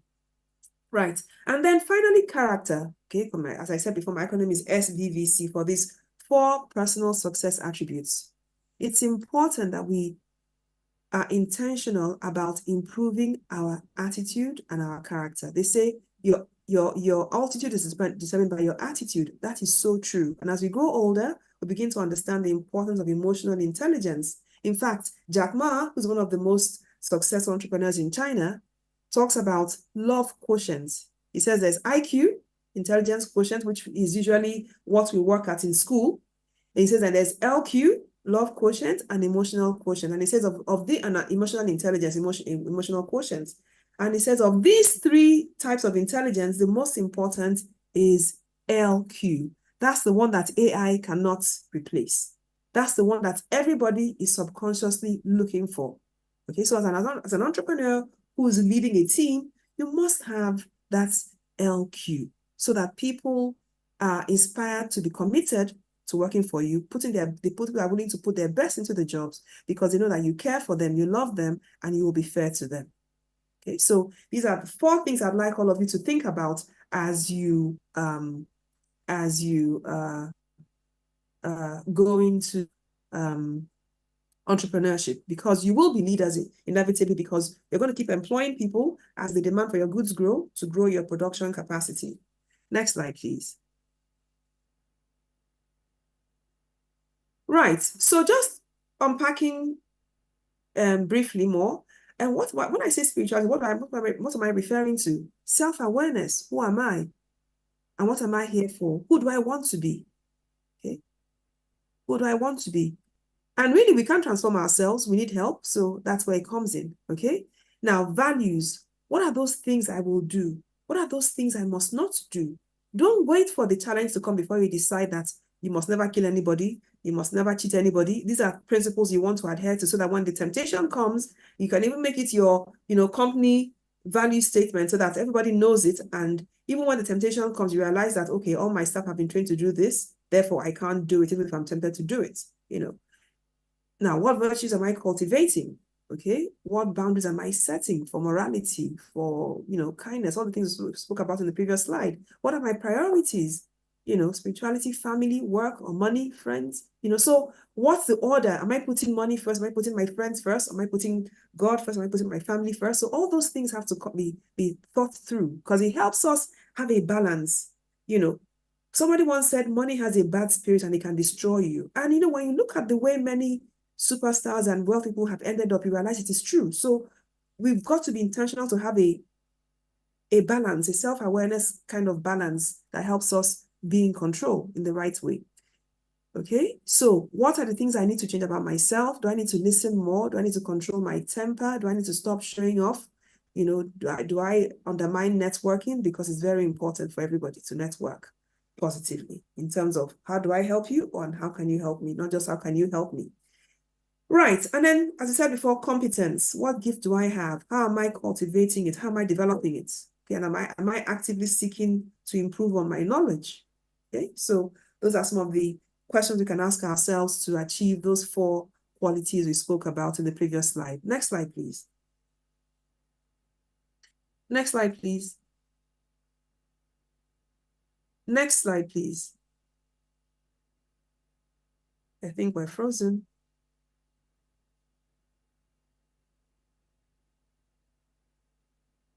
Okay, so now finally, I'm going to end with just looking at, well, there's a few pictures I'd like to show you, but just to comment on the curriculum review that I believe is required to deliver on the impact-driven entrepreneurs that we need for national transformation. Okay, we have spoken about the fact that we need to develop entrepreneurs to curb the unemployment challenge. However, the current curriculum we have is developing job seekers, not job creators.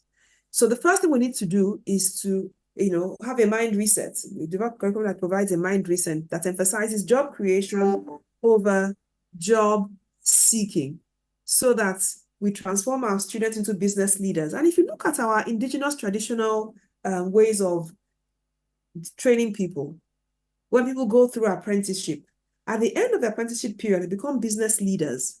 So the African and indigenous entrepreneurship system already has a way of replicating business leadership, training people to be successful entrepreneurs, so I think we need to bring that into the formal educational system, so that we change the mind, we have a mind reset that, yes, somebody's saying that it's bad to get a job. That's not a bad idea. But even while you're in a job, if you have the mindset of an apprentice who is learning the ropes so that I can do it later on, maybe a different, dimension that is being ignored in your current job, it's not a bad idea, rather than be vulnerable to, downsizing, right sizing, or whatever it is, which has happened in the last couple of, in the last decade it's been done by even the most secure companies, so you're less vulnerable and you have a more secure way to, earn a living and chart your future. The next thing I think that the educational system needs to do, the curriculum needs to do, is to help people understand the principles of success in life and business. We already spoke about this, SBVC, competence, or skills, values, virtues, character. Okay. And then finally, to be impact driven. Okay. So in the 70s, Milton Friedman told all of us that, look, human beings are selfish, zero-sum game, seek for yourself, everybody else, too bad for them. And unfortunately, we've taken on that dimension. Again, we need to unlearn that and understand that we can actually make money from making a difference. A win-win approach is always more sustainable and leads to shared prosperity and a better world. So these are three important dimensions that I think that the curriculum needs to address if we want to develop people who will create a better future, a more sustainable and peaceful future for the world. Next slide, please. Right, so if we look at what's going on today, I always like to bring a slice of reality into what I'm saying. We find that we have what may look like problems. So there's inflation globally, which means, which is not very good news for Africa in the sense that we import a lot of the things that we use, which means that everything we import is going to be more expensive. And then with our devalued currencies, it means that the things will be doubly expensive, even more expensive, because now we require more dollars for each unit of our currencies. Now, to add to that, multinationals that provided certain staples are also leaving Africa, at least. I know that in the pharmaceutical industry in Nigeria, many have left. In the oil industry, Shell is the latest company to leave, So, and of course, we also have a huge migration, which we refer to as Japa in Nigeria, okay? Now, all these things may look negative, okay, on the surface of it. But guess what? I strongly believe that this is a time of opportunity for African entrepreneurs, because it means that we have to begin to look inward for those things we're importing. Okay, so yes, we're ending in a few minutes. So I wanted to just quickly end with this so that we keep in mind that once we see a problem, we must always see the opportunity it presents. Okay, so let's start thinking about those things that we can export, especially as we now have a huge diaspora market because of the people who are migrating to Europe and America. So that's actually the last idea that I was going to share, but I just have some quick pictures I would just like to share with you, just so that you have ideas of things that can be exported. So I'll just flip through quickly. These are things that are already being exported by some Nigerian entrepreneurs. We have our local soups, which they have packaged with instructions and they're exporting. Next slide. Let's just flip through it quite quickly so we don't take too much time. These are all local stews that people usually love. And all these people are now abroad and are only too happy to have all these things packaged and sent to them. Okay, this is a wedu, also known as jute leaves. These are different types of flours that can be produced locally, rather than importing wheat flour, which doesn't really grow well in Africa. Again, this is another meal that is a favorite. There's plantain wine. We can begin to make our own local wines. Okay, next slide, please. Next slide, just so that we finish on time. I think this is it. Yeah. Okay, there's palm wine also, which can be packaged for export. Some people are already doing this as well. And I don't know if I have any more slides to show you as examples. I think that's it. So, yeah, so that's it. Thank you very much for listening. Sorry if it has been quite long, but I just wanted to share those few ideas. Thank you. I'll take any questions if you have any. Well, Henrietta, listen. There couldn't have been a better way to start the year as an entrepreneur. Thank you very much for the masterclass. Well worth the sit down and the listen. And I am so proud that we are Pan-African. So we over here for the ACE aren't the only beneficiaries of this. You have shared pivotal gems of wisdom and, of course, experience. And I think it's going to go a long way. Thank you so much, Henrietta. All right. It is time to announce our winners. It doesn't matter how many times I do this, I'm always anxious and nervous.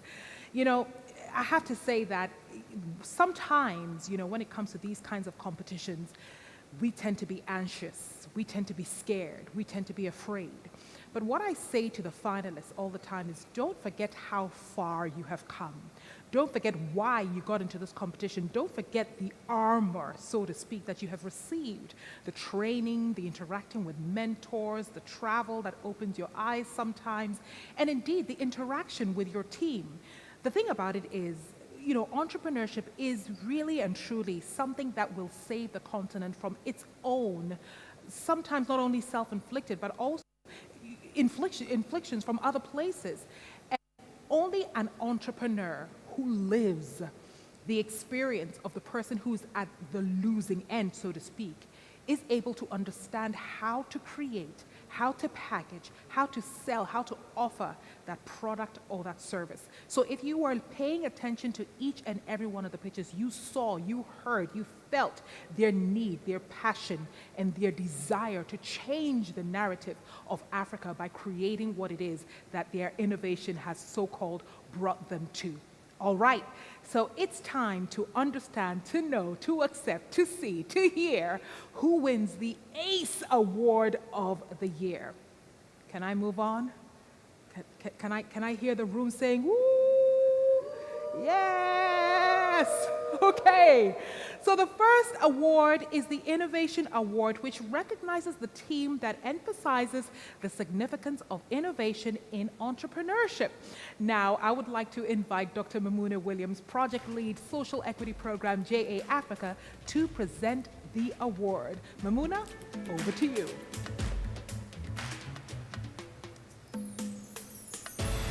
Hi, everyone. The winner of the Most Innovative Award of the Year is Team Uganda, Bedmont. Team Uganda gets the Most Innovative Year Award. Team Uganda, congratulations. And essentially that means that you have been able to go into your engine room. You have paid attention to perhaps what we may call some of the issues in your communities, as we saw, and you've created something that is not only innovative, that I bet you is life-changing. Mamuna, thank you very much for making that announcement. And Uganda, you are on the screen right now. I want to hear you giving yourself a round of applause. Uganda, Uganda, Uganda, Uganda, Uganda.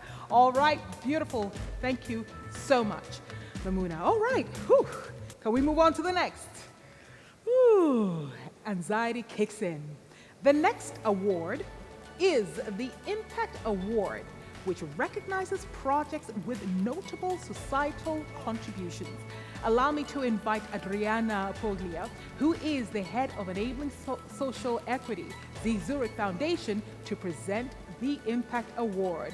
Adriana, are you joining us right now, and are you about to make the announcement, for which I'm very anxious and nervous?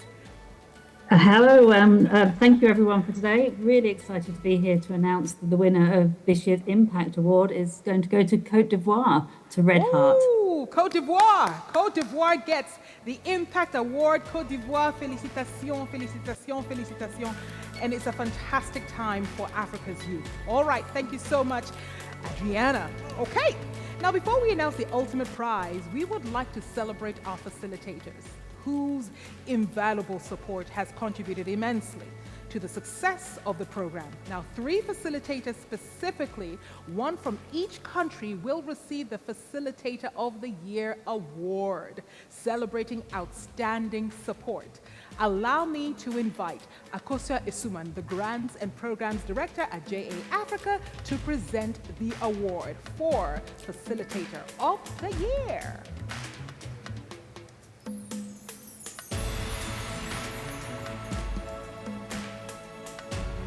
So Akosua, this is technology, guys. This is technology. It has its way of making us think outside the box. The best facilitators Akosua, are you there? for the year are okay, good. Serge Go ahead. Ouattara, Côte d'Ivoire, Zaid Julius from South Africa, and Linda Abeja from Uganda.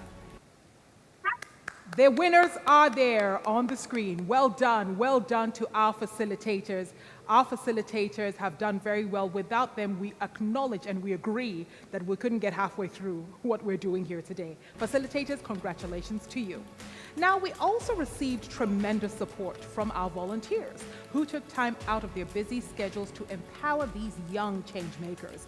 One special volunteer will receive the Volunteer of the Year Award, which acknowledges exceptional dedication. I'd like to invite Ruth Adamson, EMEA Engagement Manager at the Zurich Foundation, to present this award. Ruth, over to you. Thank you very much, Anita, and many congratulations to all the teams that have presented today. Volunteers are a crucial part of the JA Africa Social Equity Programme, And we want to say a sincere thank you to every single volunteer who has contributed and really driven the programme's mission. But today we want to recognise one individual who has stood out for their impressive contribution and commitment. This person was one of the first to sign up as a volunteer for the JA Africa Social Equity Programme. Her assistance was critical at the time as there were few French-speaking volunteers when she joined.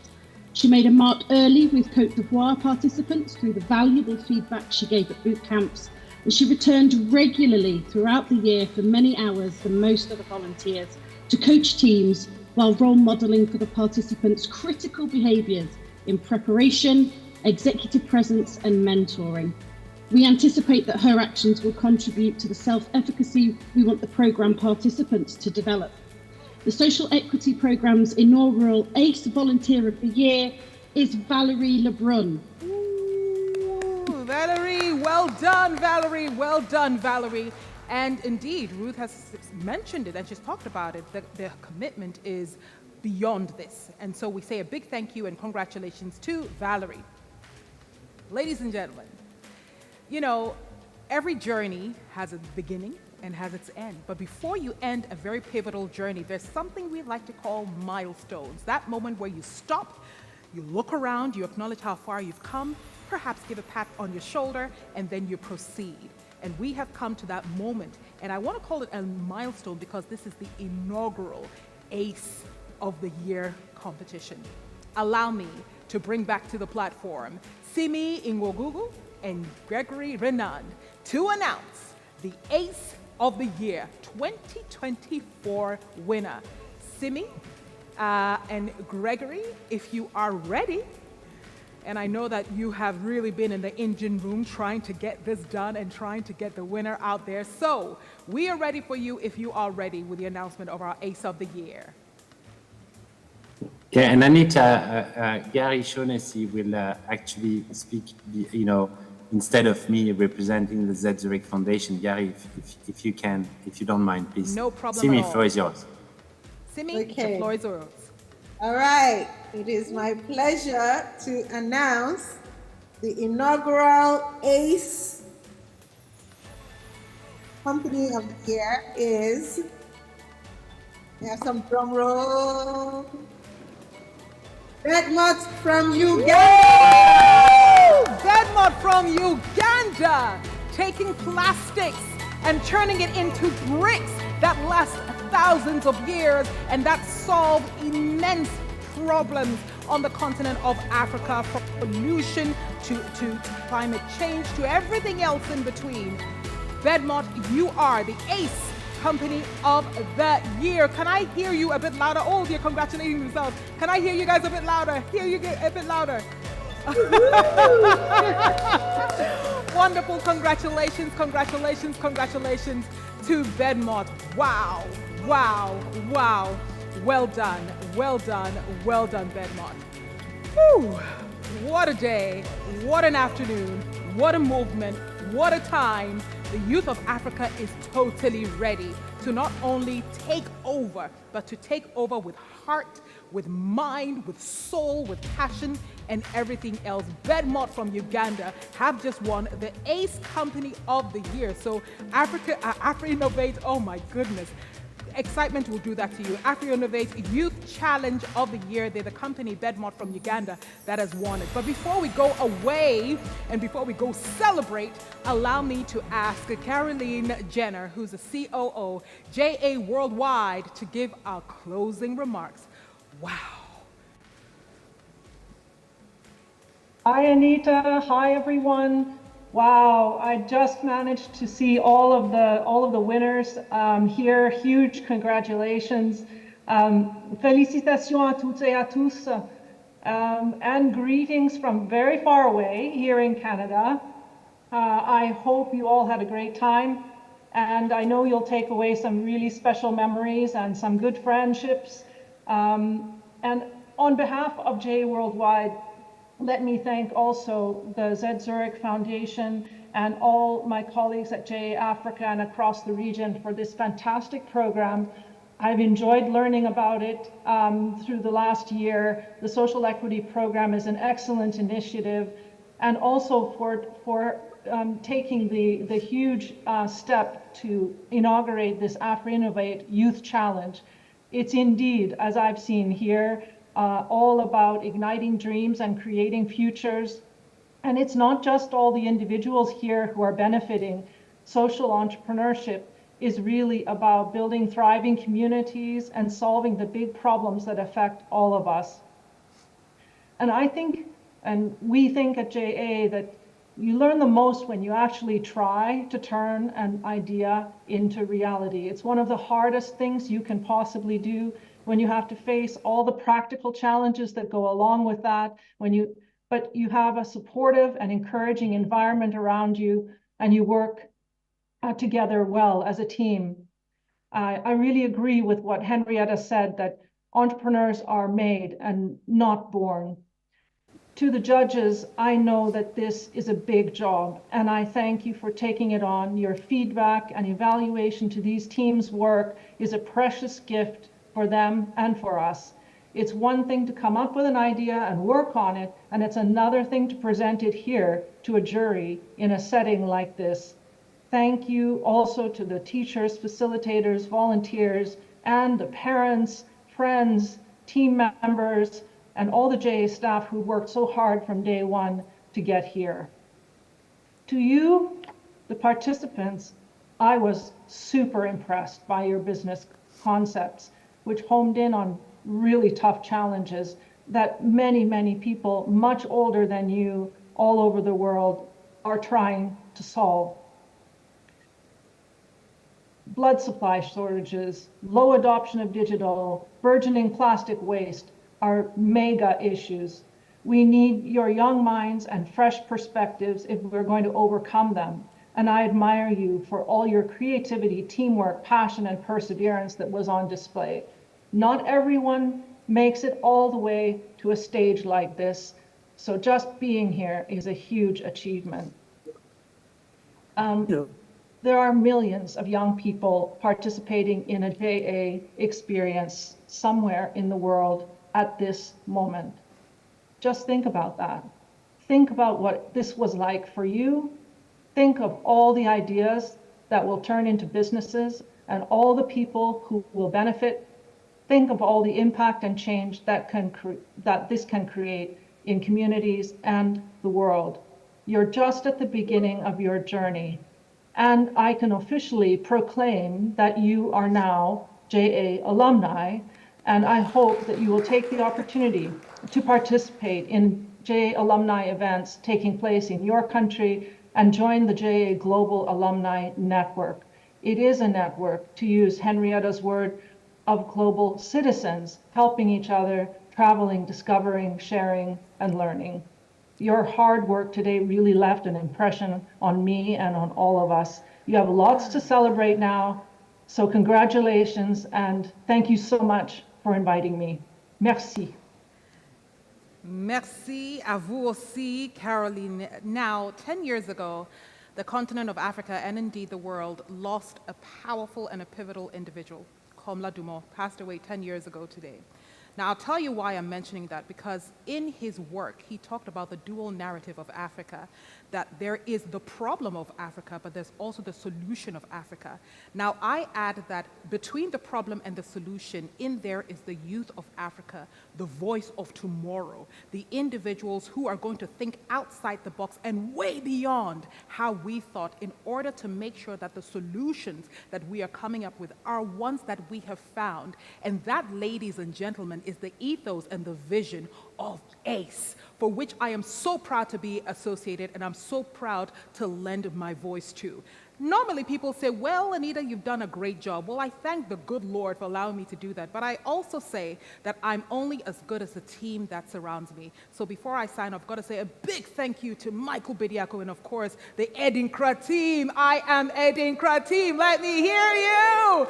In Ghana, in Africa, making things happen globally. So proud of you guys. So ladies and gentlemen, as we say goodbye, as we say good night, as we even say good morning, depending on which part of the world you are, I say that if you are in a position of helping a young person so that they can become a better version of you, then go ahead and do it.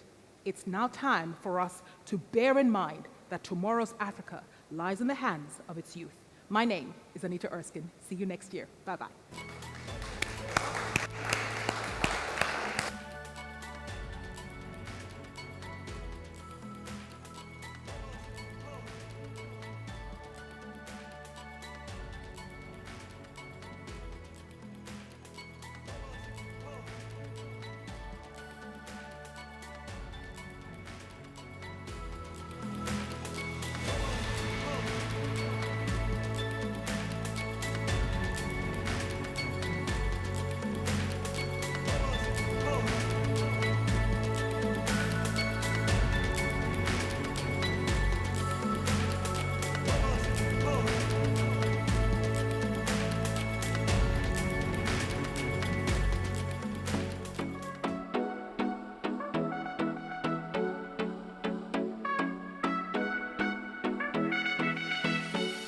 In the heart of Africa, a transformative initiative is taking shape.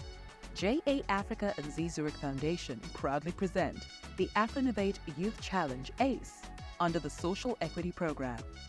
This joint mission seeks to provide financial independence and equal economic participation opportunities to young Africans, empowering them to be catalysts for change. What am I consuming idea-wise? All right, and that is what's going to help us come up with really solid, innovative solutions. The need is clear. Youth unemployment and the not in education, employment, or training NEET phenomena must be reversed. In just 1 year of programming in Côte d'Ivoire, South Africa, and Uganda, the Social Equity Program has already left an indelible mark on the lives of over 10,000 beneficiaries. We have learned how to work as a team. We have learned how to overcome challenges. We really appreciate this opportunity. Ce programme leur a permis de développer et d'acquérir de nouvelles connaissances dans la gestion de projets, dans la gestion des équipes. We found that poor disposal of plastic and land degradation was the greatest problem in our community, and it was leading to climate change. So I was able to solve this problem by making plastic interlocking bricks. What's more, 60% of them are female, a testament to our commitment to inclusivity. Our success is a result of strategic partnerships with government entities, local businesses, educational institutions, and the unsung heroes of our communities, teachers, facilitators, and volunteers. With the dedication of 91 volunteers, including more than 30 from Z Zurich Foundation, 94 boot camps have taken place, equipping young people with the tools they need to be positive change agents in their communities. We are going to take everything that we have taught us, and then we are going to grow as a society. Applying the lessons learned from the boot camps and the knowledge gained through the JA Deep platform, these young people are making a difference in their communities. In the process, they have created 494 social equity projects addressing local community needs, including social equity, climate change, and mental well-being. Business aim is to fight poverty alleviation, help people to be self-sustainable through food security, and also to help them to be self-sufficiency depending on agriculture. By addressing critical issues, these projects have created a ripple effect of change, contributing to real progress on the Sustainable Development Goals, SDGs, including goals 1, 3, 4, 5, 6, 8, 10, 11, and 13. ACE participants are actively working towards building a better future. So you were taught how to be leaders, how to be managers, how to be innovative, and not to stop because of you've hit a great goal. In fact, you should look at other alternative ways on how to pursue and go on. Through preliminary national competitions, 3 social enterprises have been selected to compete in the inaugural ACE competition, representing Côte d'Ivoire, South Africa, and Uganda. The inaugural ACE promises to be exciting, insightful, and inspiring. Don't miss out on opportunities to be part of this groundbreaking event. Join us at ACE as we celebrate the remarkable strides being made by these young Africans as they transform into budding social entrepreneurs who are pioneering tomorrow's solutions today.